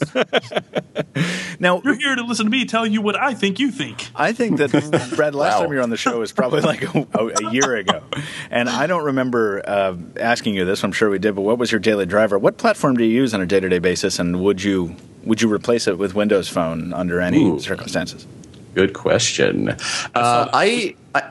Mm-hmm. I saw your tweet, yeah. Okay. Taylor, shut up again. This was going much more smoothly when you were quiet. I'm sorry. Yeah, you tell him. Yeah. Now we're starting to get to some of this negativity that you were hoping for. That I was hoping for, right. Now for the Pick on Taylor podcast. Oh, I'm happy to oblige. Oh. So the answer to your question is I typically go with Android. I am an Android guy. However, I do use iPhones. I do use Windows phones on a pretty regular basis as well. I'm probably like you, Michael. I am one of those guys that has multiple phones in my pockets. Absolutely. So, and it drives my wife nuts. Why is that? Is that because of the multiple notification sounds at all times, or that is a huge part of it? Yes. Yeah, that's a tough one. Also, she loves it when she sends me a text and I don't respond because the daily driver is on silent mode and I forgot to turn it back on. And so she's like, "You got like 30 phones and you still can't answer my text." So you're not in the Google Voice Club with the rest of us, where she calls you and 80 phones ring in your house and the walls fall down? You know what? I do have Google Voice, and I use it a great deal, but I haven't actually converted her over. I have put Google Voice in her phone, so that way anytime I call her or text her from my Google Voice, then she knows it's from me. Sure. But I haven't actually conditioned her to start texting me directly on there. What I do need to do is just set up a tasker where any of her texts, like it just sends me an email saying, "Hey, you got a text from your wife. You better pay attention to it." Because I'm always on my email, and I'm like, "Honey, email's the universal inbox." Absolutely. If you send me a text and I don't respond, email me. I will respond much faster. It's easier that way. Yes. Yeah, and I keep meaning to put Mighty Text back on each of my phones, and I never do. Mighty Text. That sounds like something Taylor Martin would have used. I'm not familiar with it. Oh, it's a life changer. Yeah. As evidenced by the fact that I'm not currently using it, but it is one of my absolute favorites. So tangent here. Mighty Text is where you set up a Chrome extension. Okay. That anytime you get incoming calls or text messages into your phone, you can actually have it attached to your Google account. So anytime you get a call or a text, it pings you on your computer, and you can even reply back to it. So from within the Mighty Text kind of extension. Yeah. So through the Mighty Text extension, it will give you all of your texts and call history and everything. And so all you have to do is just be responding to it like you would any other like instant message or whatever. And it will patch through your phone to whoever you're trying to get to. So it's actually very, very useful. It's a different means of accomplishing what the Google Voice web interface does. It sounds precisely. Yeah. Precisely. And for like me, Connect. Oh, yeah. Okay, yeah, good point. So, I mean, but that's the thing is there are plenty of different opportunities there. A whole bunch of different apps that you can take advantage of to do exactly the same thing. Mighty Text has just been one that I've used for years, and I typically put it on my phones. I just haven't done it on the GS5, and so I've been missing out on some text. That was a very long answer to your question. It's all right. That happened. This is a wonderful plumbing the weeds. I like it. That's right.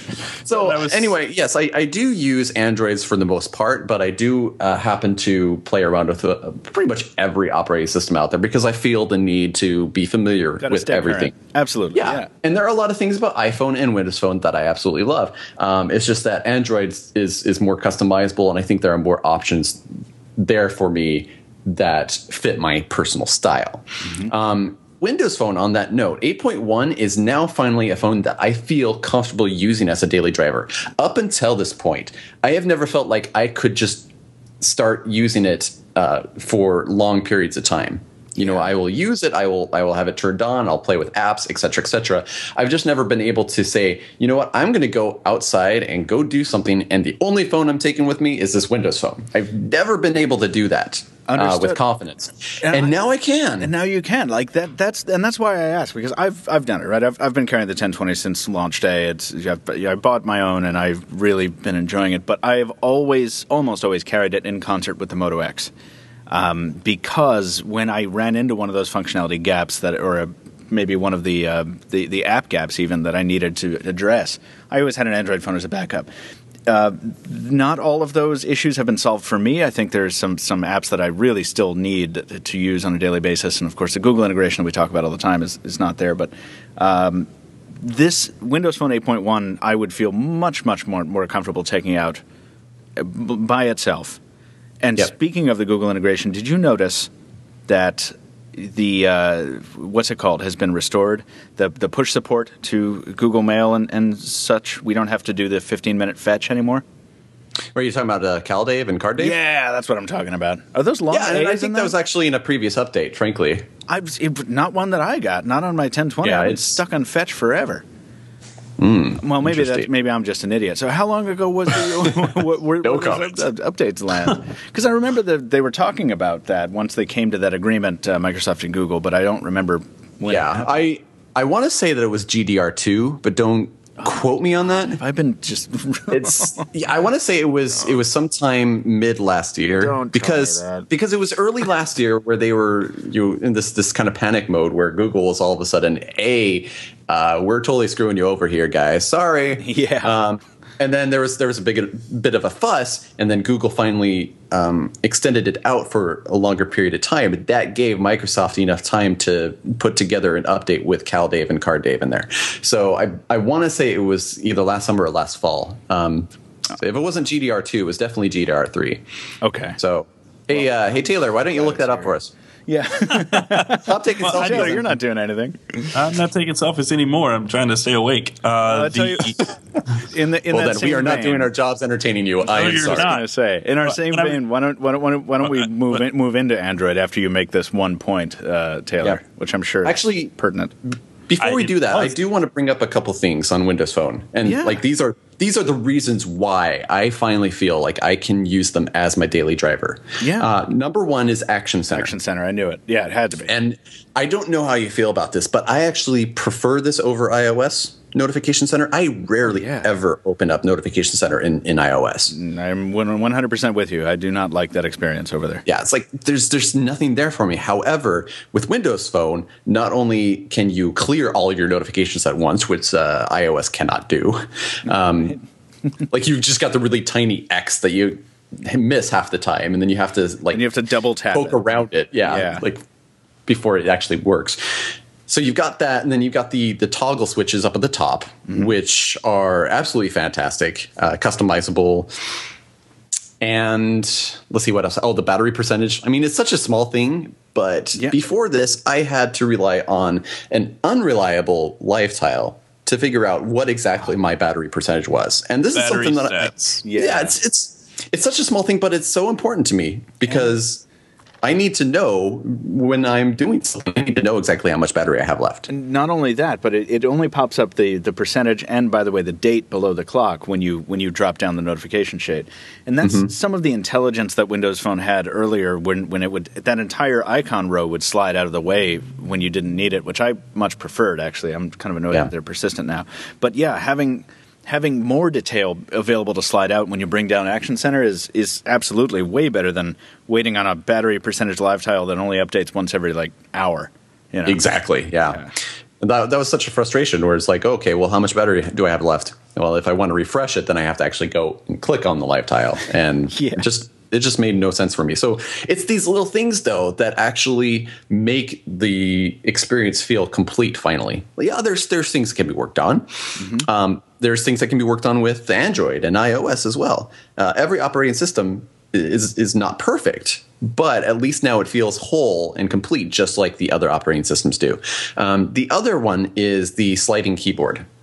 Ah, yes. Again, a lot of people don't love, but here's the thing. So Windows Phone 7 comes out, and they have this new keyboard. It's a little bit larger than what iOS has.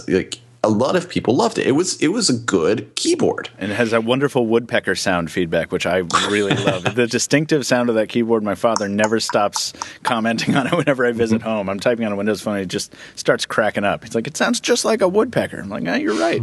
You're not wrong about that, Dad." Yeah, I love that sound. I can see that. Yeah. So it was a great keyboard for its time, but it never really improved beyond some basic engine improvements, like for autocorrect and stuff like that. But considering the fact that Android has come out with all these different swipe keyboards, and even the official Google keyboard now has it, obviously, there's no reason why you couldn't have this on iOS or Windows Phone. And this is another area in which Windows Phone is now better than iOS. See, iOS keyboard drives me nuts, especially with 7.1. Don't even get me started on that with the shift key and all. Oh, generally speaking, I don't hang around on iOS when I'm typing because I can't. I don't mean to be one of those guys, but the screen is too small for me now. Because I've been, just gotten used to bigger devices. So I get it. I understand that objection is there to the iOS experience, but the the swipe. Oh my God, they need to include it in iOS because I wasn't a swipe guy until 8.1 landed, and I got this icon, and I was like, okay, let me try this for the video. There are people out there who like using this input method, so let me just do it. And holy crap, it works really well, and I like it a lot. I feel like I just got a little bit I lost some old man points and gained some youthful vigor, Because You're going and dancing out in the streets now, like, I'm alive. I'll listen to you, Justin Bieber, kids. Play it loudly. I've always been a fan of different and non-traditional keyboards, and that's one of the areas that iOS and Windows Phone have always kind of lagged behind for me. So having a swipe-based keyboard or gesture-based keyboard really it changes my perspective of the. You're right, and in addition to that, there's this new kind of emoji support, which is so much fun because you're typing and it's like, it's, girlfriend's like, "What are you doing?" I'm like, "Oh, I'm at work." And as I finish the word "work," a little like factory icon pops up, and I can use that instead. And she's like, and I'm like, "How's your cat?" And I finish the word "cat," and there's a little kitten in the thing, and I'm like. It's just so much fun. I don't know. I like it. I'm easily amused. So I do want to call Microsoft out for something, and then we can move on to GS5. Okay, cool. What is it? Because I think there is a conspiracy afoot here. Ooh. So Microsoft kept bragging on this is multiple occasions too, and I think they even have a blog post about it. They are bragging that they have the Guinness World Record speed for texting.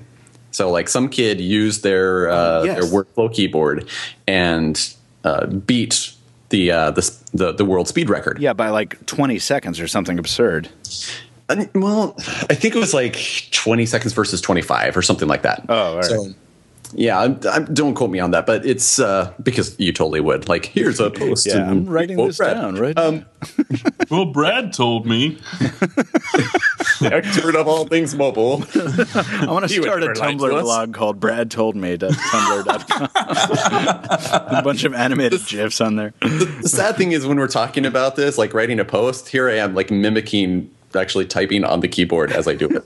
Yeah. So it's kind of a shame that we're not on video, but I know. It's less embarrassing that way. School, it's fun. I don't have to shower either. So go ahead. Isn't it great? Yes. So nice. So here's what I wanted to call out Microsoft for is I think that the keyboard was engineered to type even faster, because here's what they do. So there's I don't know how many of you guys know this, but there's actually a specific sentence that you're supposed to type out, and this is how they maintain the standardization, I guess. Sure. Where if you can type out this particular sentence the fastest, then you get the world record. Well, the sentence is like, the razor-toothed piranhas of the genera Cerasalmus and Pygocentris, blah, blah, blah. Oh, yes. Yeah. So, I mean, it's quite the thing. They have all sorts of punctuation and capitalization and large words. In reality, they seldom attack a human. Yeah. Yes, exactly. Well, just for kicks and giggles, I wanted to see how fast I could do it. I'm doing it right now. Are you? Awesome. So what you may notice while you do it is that a lot of these words are auto-corrected in there.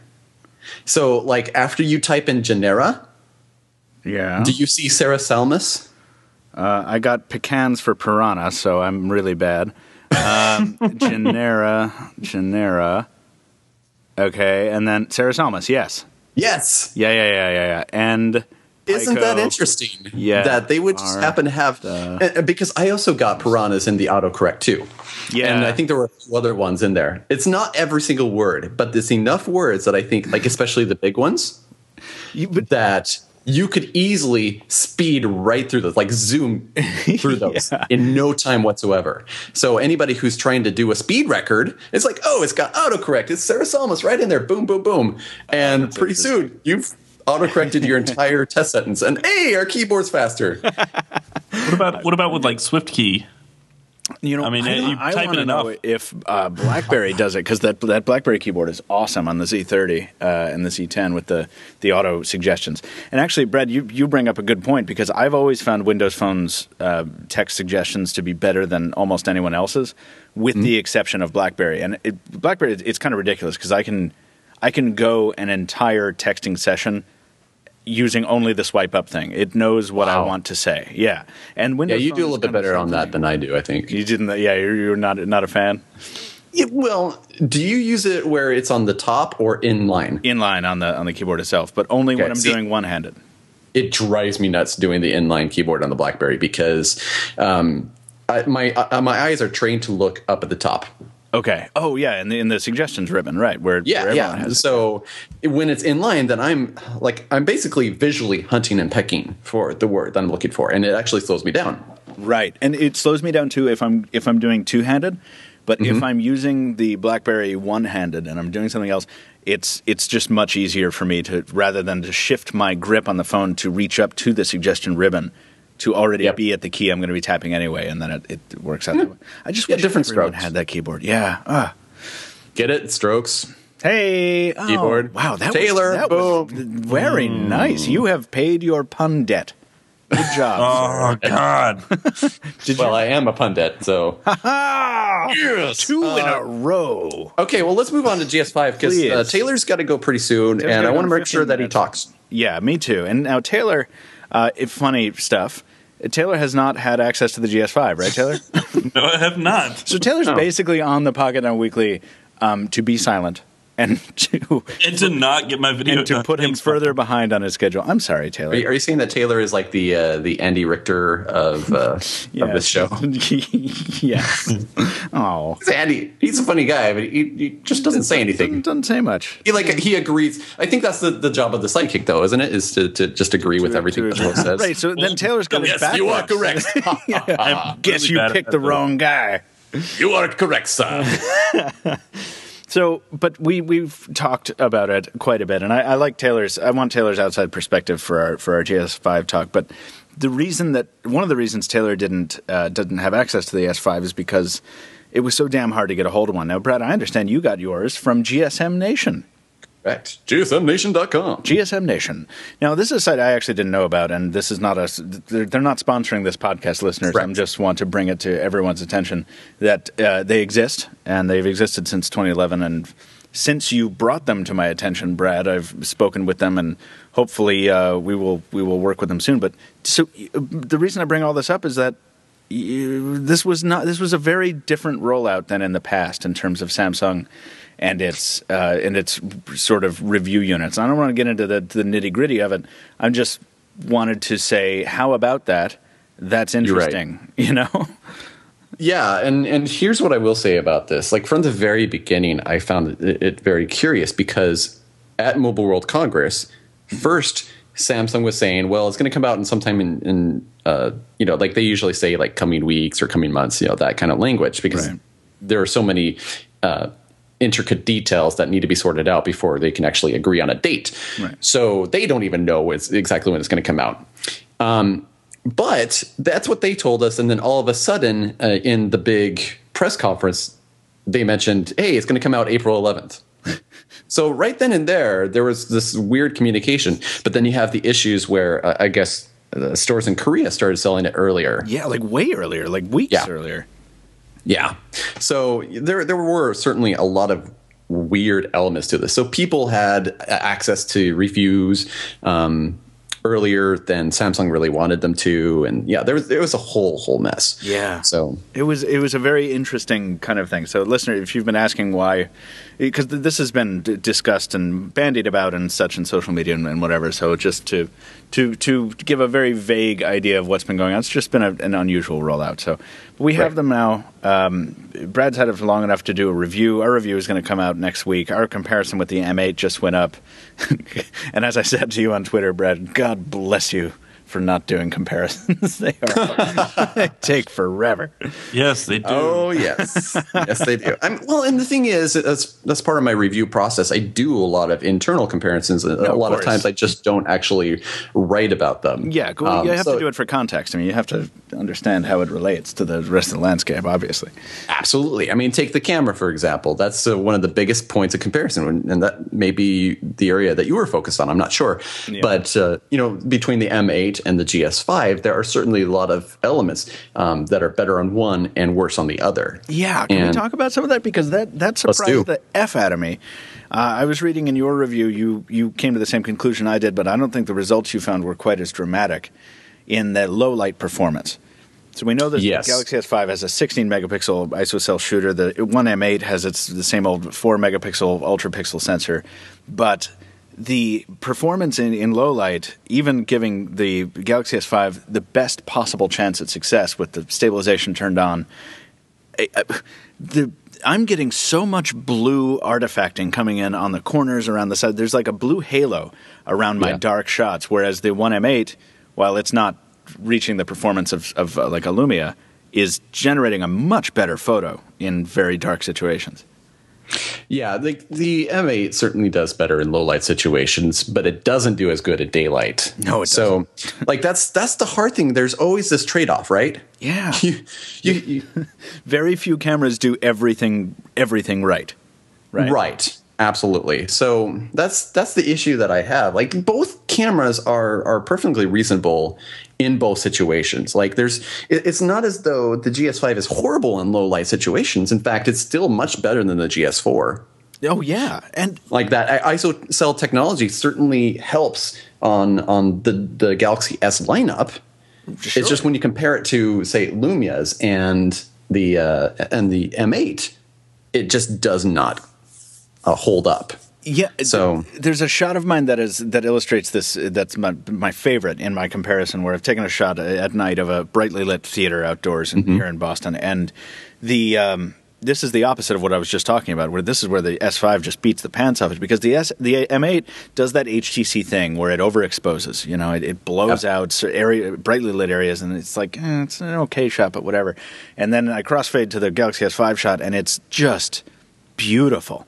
I mean, it brings out all the colors, the saturation, the contrast. It's just unbelievably good, and that's, I think, where the principal differences that I'm seeing in terms of output is the GS5 is just much more color accurate. It produces much prettier photos. Right. Yeah, I definitely agree. Like, I went on this big hiking trip last year, and this is an interesting example that has no relevance to GS5 per se, but in terms of the HTC One versus the Galaxy S camera setup, is the reason why I bring this up. So I went on this really big hiking trip last summer, and it was up in this beautiful area of Washington called the Enchantments, and there's this area of like just nothing but beautiful blue alpine lakes. There's a whole bunch of not icebergs, but that would be awesome. Glaciers. Wow. Yeah. I was in Alaska. So there's a whole bunch of glaciers coming off the mountains. Like, it is absolutely gorgeous. And I thought, okay, well, I need to take a good camera with me, but I don't want to be taking a DSLR with me. It's just a whole bunch of unnecessary luggage that I need to take up this, 10,000 foot mountain. Yeah. So I decided to take my GS4 because in terms of daylight pictures, and keep in mind, this was not the 1020 was not around by this point. So the GS4 to me was the best option when it comes to daylight, because you could get a whole lot of detail. It was beautiful in daylight. And so the reason why I bring this up is because the GS5 is even better than the GS4 when it comes to daylight situations and low light. The HTC One feels like it has stayed pretty much the same, with the exception of the dual camera capabilities. I completely agree. And the elimination of OIS, which is important. Right, absolutely. So I was already choosing Samsung over HTC, and in this case, like, I still feel like Samsung has the edge over HTC unless you have very specific needs, like the low light or the dual camera stuff. And that's interesting to me, because I wonder what the data says. I have no data whatsoever to support this, but I feel like a large percentage of the target market for a high-end smartphone are people from their early 20s to their mid 30s who are spending an awful lot of time in low light situations, like bars, you know what I mean, and wanting to take good photos in that kind of situation. And I think we've demonstrated that the M8 does a better job than the S5 in that situation. That said, I would be very hard pressed to carry just an M8 if I were taking pictures even more often than I already do, which is quite often. And the reason that I say all that is because Taylor Martin just bought an M8 for himself. I did, and I was the one who was so upset about the camera. Exactly. And I know it's only been a few days, and this isn't, I'm not liable to get a very complete answer from you, but how has it been so far, just soldiering on with that camera as your thing? I know you've got the Oppo, but... Yeah, well, that was the kind of the thing. I bought it, and I was supposed to have it for like 2 or 3 days before the Oppo arrived, and then I bought it, and the Oppo arrived the next day. But I mean, I reviewed the Verizon M8, so I used it for a while. Right. It's okay. The camera is still, just like last year, the most disappointing thing about the phone, period. It's literally probably the only disappointing thing about the phone. But let's be honest. Yes. Wow. But let's be honest. People aren't really taking that many pictures, outside this little niche that we're in, unless they're taking selfies for Snapchat. Like, that's what I've seen all of my friends do. Everyone like besides tech bloggers only take selfies for Snapchat. Like, I'm not even... The Taylor Martin contention. As stupid and ridiculous as that sounds, period. A lot of my friends, that's all they use their camera for. You might need to, I don't know, find new friends. Explore different social circles, friend. Like, I only started using Snapchat like 3 weeks ago.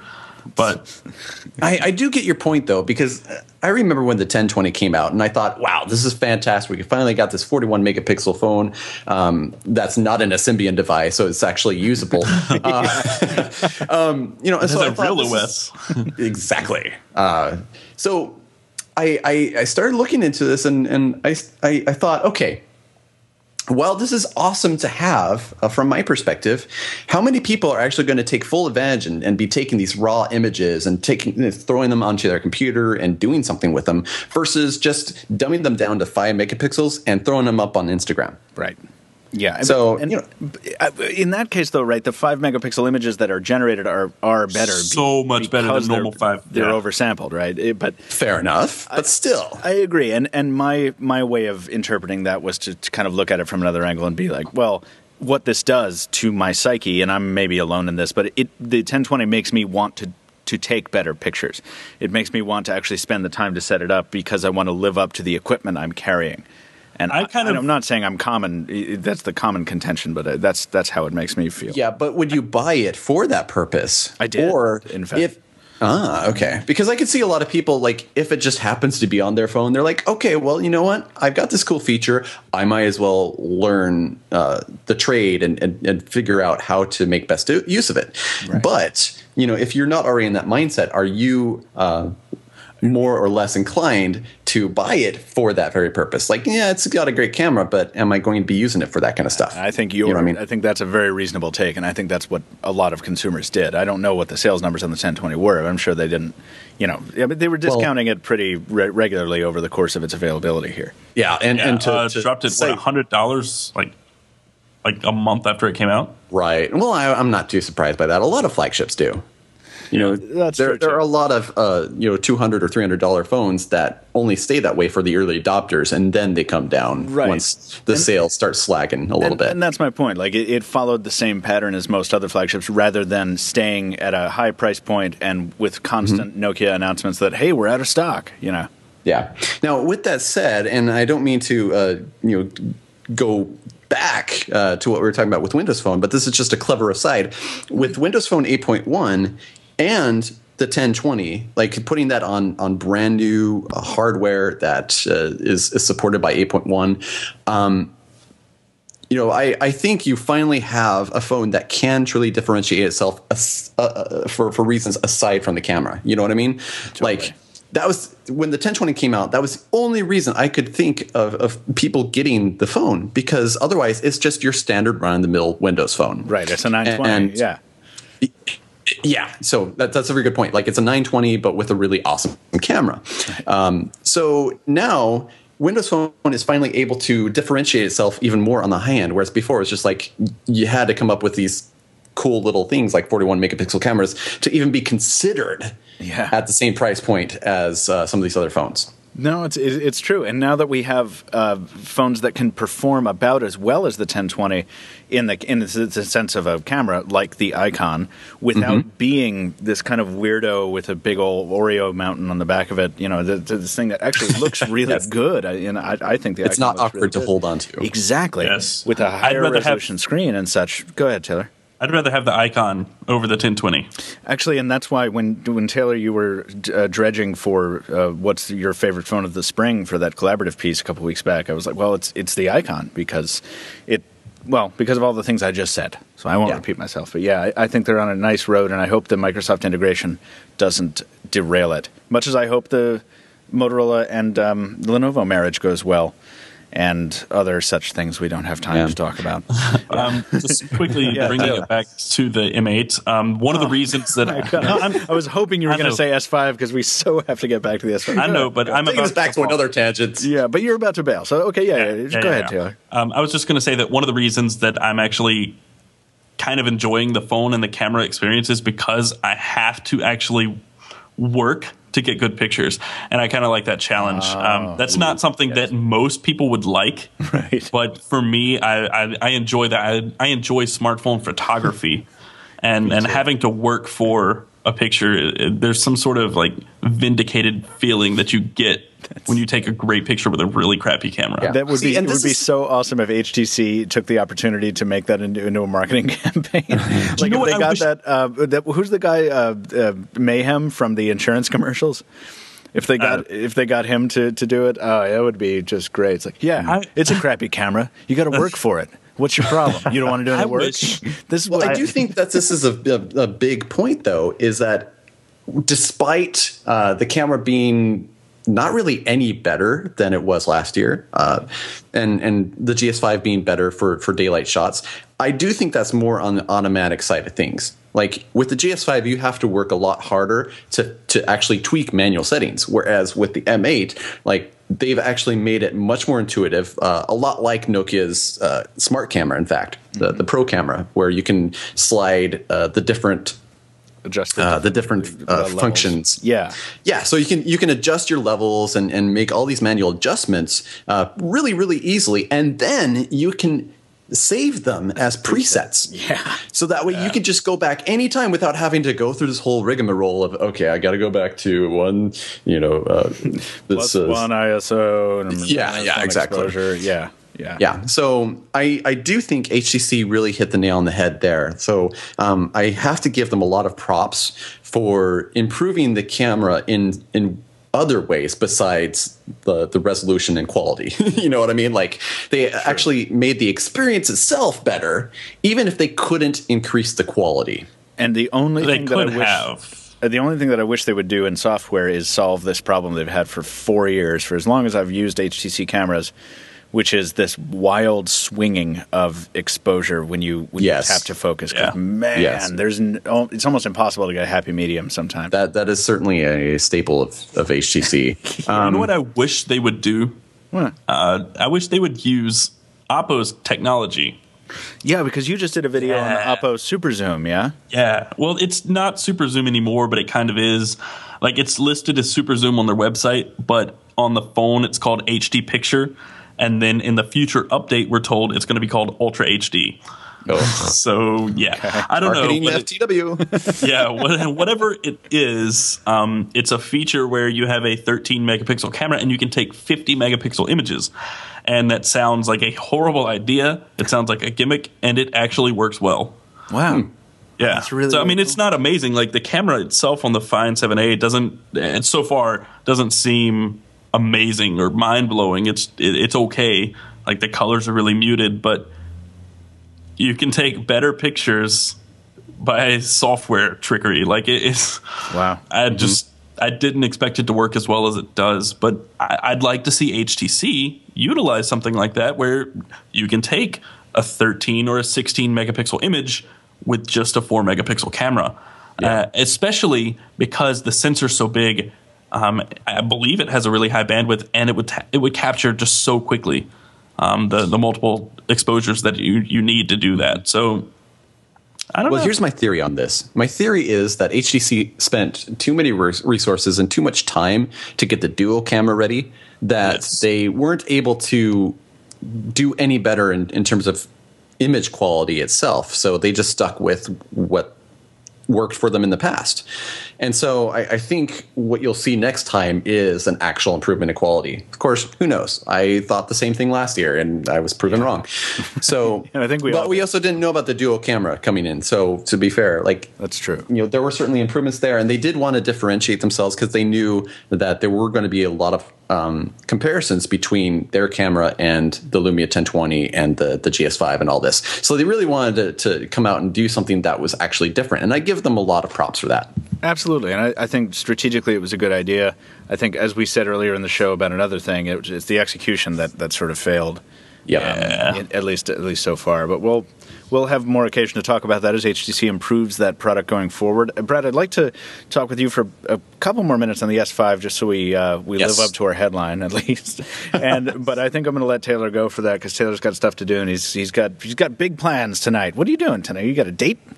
Sort of, not really. It's my girlfriend's sister's birthday dinner. Oh, that's cool. Yeah. Good for you, brother. But I have to go pick her up. I have to go pick her up, and then I have to go there. So, all right. Gotta get done. Go enjoy your time with the Find 7A. Listeners, watch for Taylor Martin's additional coverage. I can't use it. Find 7A. I know that you can't use it because it's not provisioned properly but use it as much as you can. And I actually just got an email back from Oppo, and I will keep you posted on whether their feedback helps. Please do. And Brad's colleague should be trying to help me as well, maybe, hopefully. So we'll see. Hopefully by Monday I have a working Oppo Find 7A. That would be rad. Yeah. All right. Well, Taylor, thank you for joining us, and have a wonderful weekend, brother. Bye. And happy Easter if you guys celebrate. If not, then don't have a happy Easter. Then unhappy Easter. Then don't do it. Exactly. All right. Thanks, buddy. You too. See ya. See ya. Okay. Now it's just you and me. Oh. Okay, so GS5. Yes. I have a question. Okay. Have you spent any time with it in either the shower or other amphibious environments? You must tell the truth on the Pocketnow Weekly, Brad. It's a rule. Dang it. I know, you can't be You should have told me that before I came on, and then I would have. No, but then I can't trap you with fun questions. Well, yeah, to be honest, I have not spent a whole lot of time with it. And the main reason for that is because the GSM Nation review unit that I received, I didn't really want to risk any bad things happening to it. Understood. But I just barely got my hands on an AT&T unit, so I'm going to spend a little bit more time with it. And granted, I did not actually go into a whole lot of detail as far as the performance of the waterproof casing. Mm-hmm. You know, I basically just said, hey, here's what it can do. Well, we've not yet done that either, and so but I'm very excited to try it out, because I think, were you behind the review of the S4 Active for Engadget? No. Okay. I was not. I did that Sarah. one for us. I'm sorry, who did that one? Sarah. Oh, okay. Sarah Silbert. I'm sure I read it, but I read a ton of them back then. But the S5, the S4 Active kind of pulled that bait and switch on everybody, where it was like, first of all, it had that finicky cover where if you didn't anchor it, it would flood the phone, and that was annoying. Yep. But even if you did, it would have this very disconcerting stream of bubbles whenever you submerged it, because of the free flood area around the protected zone. And even then, if you took it in salt water, it really hated you a lot, and in my case, it never really recovered terribly well. So I'm excited. I don't want to try the saltwater experiment with the S5 here for similar reasons to the ones I don't want to just destroy a review unit. But I'm sad about the lack of emphasis on that. And I think I wrote a piece on this weeks ago where it's like, the planet is 75% covered in salt water. You know, we have entire industries built on the salt water, on being in and around salt water. And I think that needs to be the next step. But I don't want to come across as too ungrateful that Samsung has actually managed to build a phone that has the capabilities of the S4 Active, maybe a little bit better in terms of exposure, and has managed to make it not a tank. Because I'm holding it right now, and you know, it's just like it feels just like a regular old Samsung Galaxy S device. And right. I mean, it's not like it's any more rugged per se. Like, you know, they added this element of being water resistant. I don't want to call it waterproof, because I mean, you leave it in there long enough and something's going to happen to it. Sure. But you know, it's enough where if you're going to get pushed into a pool or something, then chances are you're going to be just fine. Or like you said, you can go into a shower or whatever, and you'll be okay. So like doing it that way. You know, they were able to integrate it into the design without making it too much thicker. I think it's like 0.2 millimeters thicker than the GS4. Yeah. So I will give them a lot of credit for doing that, because honestly, I like the GS5 design so much more than the 3 or the 4. Really? Yes. Fascinating. Now, but let's talk about it, because I don't think I'd share your opinion. I like it better than the 4 because the 4 didn't. Yay, we have something to disagree on. Yay! Hooray. It's about time. Let's fight.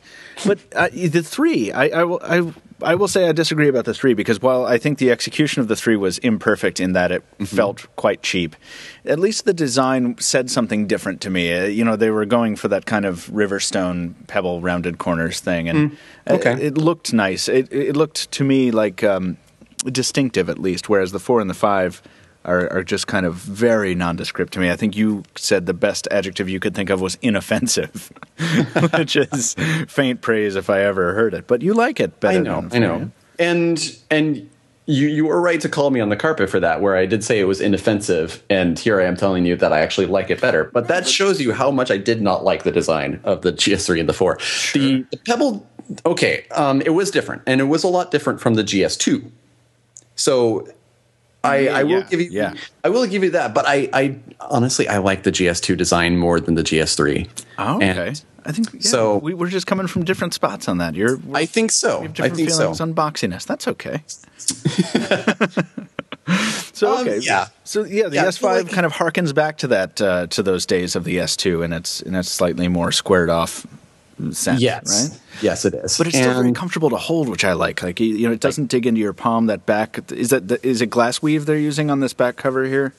Oh, I don't even know. Yeah, they said something. It's like they call it leather-like, just like the Note 3 was. Right, but this feels better than the Note 3 did to me.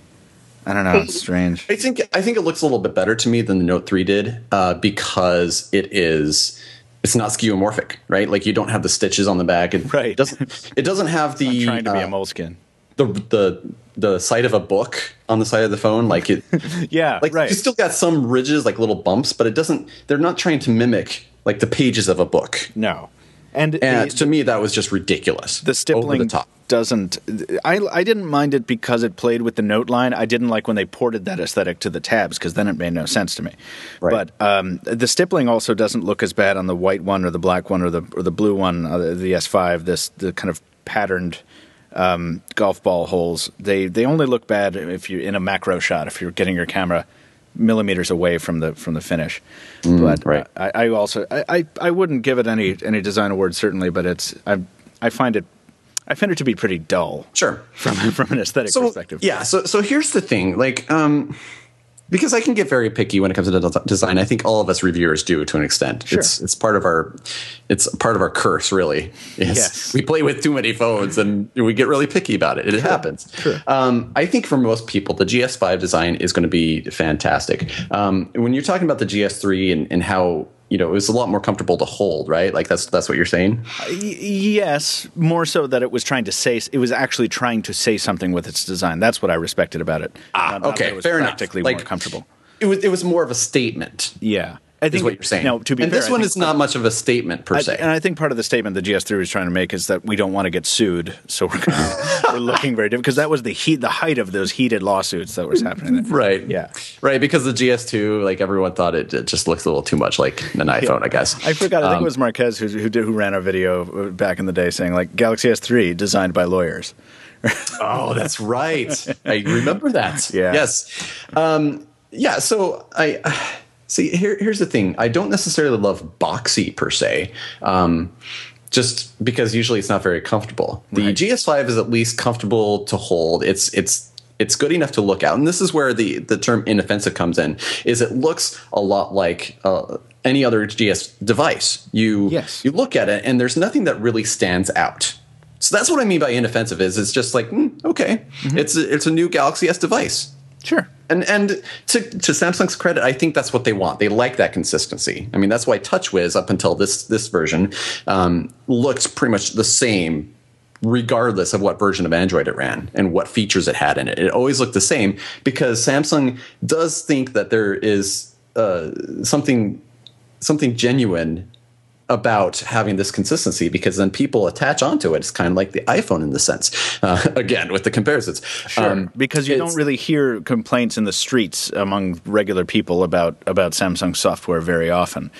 Yes. I think maybe there's cumulative effects of some of its long-standing deficiencies that people kind of look at their phone to do that thing where it's like, it's doing that thing. I hate this, But and it's the key for Samsung to getting a whole lot of customers and retaining those customers, because if you keep it consistent, then people don't get frustrated by having this all new user interface or this all new phone design. Like you make it different enough to make it different, for lack of a better term. But at the same time, it's so familiar to the people who have used Galaxies before that it's such an easy and no-brainer move for them to just bump up from, say, the GS3 to the GS5. It's not that much of a difference. No, whereas like HTC or LG, like they're like every year it seems like they are changing their design language. Well, HTC, I think that HTC with Sense 6, which is the current one, Sense 6 over 5, the change is analogous to what has happened on TouchWiz. Because HTC added some accent colors and such. But are you talking about like from Sense 4 to 5? Yeah, since 3 and 4 to 5, and of course, the problem there is that HTC had to it wasn't just changing a UI; it was putting out a dumpster fire, right? It's like we need to throw all this crap out and make it better, and they did. But with TouchWiz, I think we were getting to that point, at least in the press. I'm not sure if the like I say, the common people were really ornery about it. But I really like what the company has done with the new TouchWiz, even though I still feel like it is an in-between phase where I think we mentioned it still feels half-baked. Yeah, you've got the launcher with its same old TouchWiz icons and layout, but you go to the multitasking screen, and by the way, the dedicated multitasking button makes so much sense. Oh, yes. It's about freaking time. It is, isn't it? Pressing and holding a home button is not any way to do anything, ever. Yeah, so I give them a lot of credit for that. And it does look a lot different in terms of, like, it feels a little bit more modern. Yeah, it does. You've got those nice flat cards behind the multitasking cards. You've got the new widget design, the stuff. They're really moving towards something that I like quite a bit. I just wish they would have gotten all the way there, and exactly. Like there's still this uncertainty on their part. It's like, well, we know that we need to move a different direction, but we still want to hang on to this element of the past, but move forward at the same time. And so it's to me, it's the same as what Microsoft is doing right now with Windows 8. Like they know that they're transitioning from this traditional desktop UI to something new that's touchscreen focused and all this, and yet they don't want to piss off all the customers who love Windows 7 or any of the previous versions. So what they're trying to do is this mishmash that actually makes it even worse. It's like, okay, well, you've got this desktop and you've got the modern Metro UI, and they're trying to mix it all together and make it flow, and it just doesn't flow. And I think that's the problem that we're seeing here with TouchWiz is you see a lot of different elements thrown in there, and it's like this is Samsung's experimental phase. Like, okay, well, we need to figure out why we're losing sales right now, and we need to get those sales back up. So let's do some stuff that we never would have done before, like listen to feedback. Well, and plus you've got the added pressure from Google, which is presumably has some kind of say in the look and feel of TouchWiz after their big meeting, that resulted, that according to speculation resulted in the sell-off of Motorola and such. But on the smartphone side, now it's interesting you brought up the Windows 8 and Windows Phone 8 disparity, because this goes hand in hand with that. I find Windows Phone much more usable than Windows 8, and in the same vein, I find the new TouchWiz on the Galaxy S5 worlds more usable than the semi-new TouchWiz on the new Tab family, which I think was I don't know. The tabs are gone, and it's fantastic. Yeah, it's just and it's more responsive. It's still got its bugs to it, but I find it to be much more responsive than older versions of the software. Yeah, and it's I don't know. I think that has been the primary pain point for me with Samsung is the overwrought skin, and I'm glad we're finally seeing that change. And I'll wait a little longer for it to be complete, but I wish there hadn't been such a rush to push it out the door in this case. But I like what they're doing so far, I guess is what I'm trying to say. Sure. Yeah, and the other funny thing about this is, since we're talking about the Samsung Apple issues, is much like. This is much like iOS 7 in a way, because Apple knew that they had to move forward, but they also didn't want to piss off. Alienate so the like now user base. So like now they're in this just weird place. Like, okay, there's some elements that I like about iOS 7, but there's other parts like, like the ugly icons, for example. Just throwing one example out there. There's many. Okay, well, I'm hoping to see in iOS 8 an overall improvement in terms of the user interface itself. And yeah. So I think it's the same with Samsung. I think that when the Note 4 comes out, we are going to see even more improvements on the TouchWiz user interface, so that way it shows the direction they are actually heading. I certainly hope that's the case, and typically we have not seen that from the Note line. The Note has been about advancing hardware more than the TouchWiz UI. But I agree. I think that we are in the middle of a swing here, and it would be really, really cool to see the Note line start to introduce more software. In addition to the new form factor that's rumored, which I don't know if that's happening or not, but yeah. Who knows? But I would argue that there are certain elements of the Note that are the pioneers for Samsung's UI. And, for example, multi-window. Oh, God, yes. Just throwing that out there. Very true. Multi-window came out in the Note, and that was my absolute favorite thing ever. I got that, and it's like, finally. Yep. I can browse Twitter while watching a video. This is awesome. Right, yeah. Right. There are so many wonderful things that you can do with that. You can actually kind of sort of multitask now, whereas you couldn't really before. Absolutely. And Samsung still owns that space. Other manufacturers have brought that functionality. Yes. None of them have executed as well as Samsung has. Yes, and that's because, in my opinion, it's because they have enough of a developer base that when they throw an SDK out there, then they have enough developers willing to do something with it, because they know, these developers know, hey, this is worth our time and our resources to develop for this, because there are tens of millions of Galaxy customers that will take advantage of this.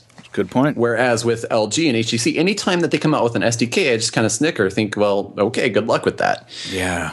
Are we actually going to see something happen with the duo camera SDK, for example? Just who knows? Who knows? But if something similar were to happen on a Galaxy S device or a Note, it's a no-brainer. The developers are actually going to do something with it. Right. And that's when we get into that horrible permutation of the chicken and egg thing, and this self-perpetuating cycle of successes becoming successes and the vice versa. Yeah. So, okay. So we talked a lot about the TouchWiz, and sorry, I'm not meaning to hijack the. Actually, no. Podcast here. We've got a jet in about 5 minutes, so I'm 5 minutes. Okay. I'm thankful for your ambition. Thank you. Lightning round. Yes. Yes. I do want to talk really quickly on the fingerprint scanner. I was wondering if you wanted to talk about that. I have, I have a very embryonic thought on that. Go ahead.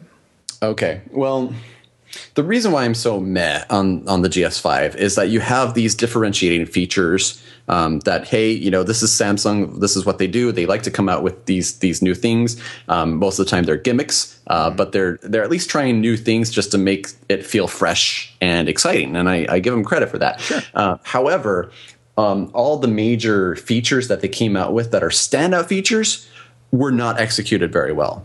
So you don't have to use them. You can turn them off, like the fingerprint scanner. Don't have to use it, but that defeats the purpose. Completely does. Without that, then you just have yourself like a GS4 plus or whatever you want to call it. To me, the fingerprint scanner exemplifies exactly what has been traditionally wrong with Samsung's approach, which is exactly what you're saying. Bringing a feature that emulates something that works reasonably well elsewhere, what I think you're saying, and it doesn't work nearly as well in this incarnation. Because you mentioned you dropped the phone, or you almost dropped the phone a couple times trying to use it because it is such an awkward gesture. Because you're swiping something that is meant to be pressed. You're not meant to swipe your finger from top to bottom over the home key, which is the lowest, most placed piece of hardware on the phone. Yeah, it's very true. And I know a lot of people call me out for being biased towards Apple because I make these comparisons with iOS or iPhone or whatever. But it's true that I prefer the iPhone Touch ID over the Samsung. That doesn't make you biased. It makes you reasonable. I know. Touch ID, it's not perfect. You get people who are like Samsung fans and are like, oh, look at that. This is evidence. The comments is always a free-for-all. But with Apple's implementation makes sense because you're pressing the button to activate the sensor, and you would press the button anyway. Yep. You're not just having to perform a different physical action. Yeah. Right. And you can do it from any angle, which is the other issue with the Samsung version, because you hold it one-handed. Let's say I'm holding it with my left hand. if I don't have to bring my right hand over to do the fingerprint swipe, then I am holding it where my thumb is such a weird, awkward angle. It just doesn't recognize it half the time. Yeah. And it's very, very frustrating because then I just think, well, I could have swiped or I could have put in a pin code and been done with this like a long time ago. Already. Yeah, and I've managed to train it from different angles, so it's actually, I'm getting a better success rate on this than I did with the HTC One Max's fingerprint scanner, which I think was in a more reasonable position, even if it was right below the camera, which sucked. But my problem is that because of the awkwardness of holding the S5 while you're trying to swipe the home button, I can't get a complete thumbprint scan every time. And it gives me guidance. It's like, hey, swipe the whole pad. I'm like, okay. And it's like, no, swipe up to down. Okay. Now use your whole finger. Okay. Oh, okay. Now I'm in. That's kind of, sure. Yeah. So it's the same basic thing. It's just inconsistency. Yeah, exactly. Now, with that said, the software portion of the fingerprint scanner is implemented better than Apple's, because Apple's basically you unlock the device and you can use it to purchase apps. Like, okay. But it's one of those instances where you think, well, there's so much more potential here. And perhaps on the next iPhone, we'll see Apple go explore this even further with other services. And this is just kind of just make sure all the bugs are worked out first. So right. Totally possible. But Samsung, you've got the online payments through PayPal that you can take advantage of. You've got your private locker where you have all of your photos and documents that if you don't want other people to see it, you can have it protected with this fingerprint. Makes so much sense.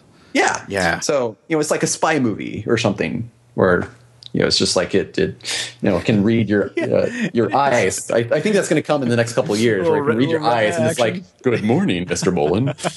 So I was talking about this with Enobong from Board at Work last night at an event. We're like, remember Face Scan? Like Face Unlock was awesome. It was like, yeah, but you had to hold it up here. So we need lower chin and neck beard scan, we need that whole thing going on. Neck beard scan. Yes, neared. That is a problem. We do have to jet. I want to I want to talk about so many more things on this device, but I know we could go on for hours. We could, but do you have the review up? I know that's kind of the hallmark of coverage. Are you going to be doing? You're going to be comparing Cortana with other voice assistants. Are you doing any more GS5 coverage in the weeks ahead that people should look out for? This is a definite maybe. I've been considering it, but I'm not 100% sure now. It's more like, okay, do I have time to actually get to this? Okay, let's do it. Yeah. So stay tuned. Maybe stay tuned. Well, either way, there's lots of good stuff coming. So yeah, either way, you should find Brad and where he puts his content. Visit Brad at Engadget.com. Now, by the way, I used to go to Engadgetmobile.com, and now I get redirected because that was changed ages ago. Is it just is there like a slash involved now? I mean, I like going to the Engadget front page, but just for people who want the mobile filter. Yeah, like you can do Engadget.com/mobile, and that should get you into the mobile content. If it doesn't, just send me an email and I'll figure out what the exact URL is, but I'm pretty sure that's what it is. Well, don't worry. I'll drop a link in there and tell people before we go where they can find you on the Twitter sphere. I am Phone Wisdom, all one word, all spelled the way it should be. So it's the coolest handle ever. Oh, it's great. Thanks. Brad, seriously, thank you for coming on the show, man. I wish we could talk for longer, but no problem. You know how it is. We've got to get back to the coverage, and hopefully we'll see you in person at another event soon. But if not, let's hang out again on a podcast. Let's do it. I'm more than happy to come on. Thank you so much for having me, Michael. Definitely appreciate it.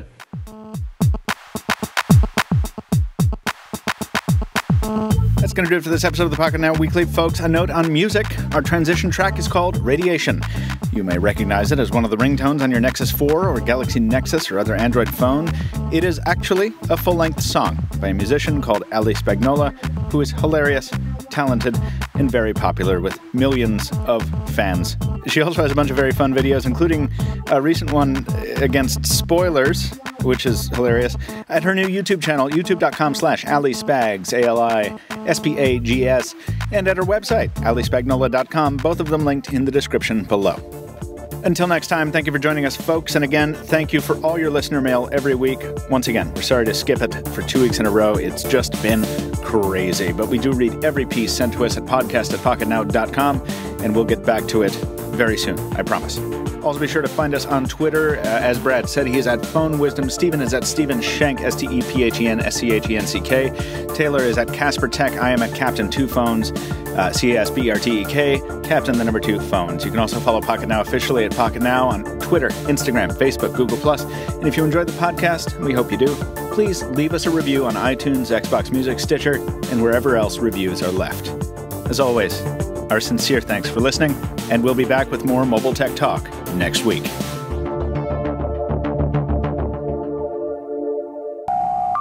I was peeing when you said that.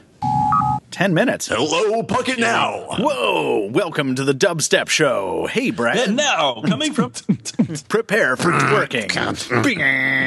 Why are we not recording this? I am recording this. Brad, a couple episodes ago, Taylor broke into song from in a Fallout reference that was really quite lovely. Was it Fallout Boy? Because that seems appropriate. Thanks for the memories, even though they weren't so great.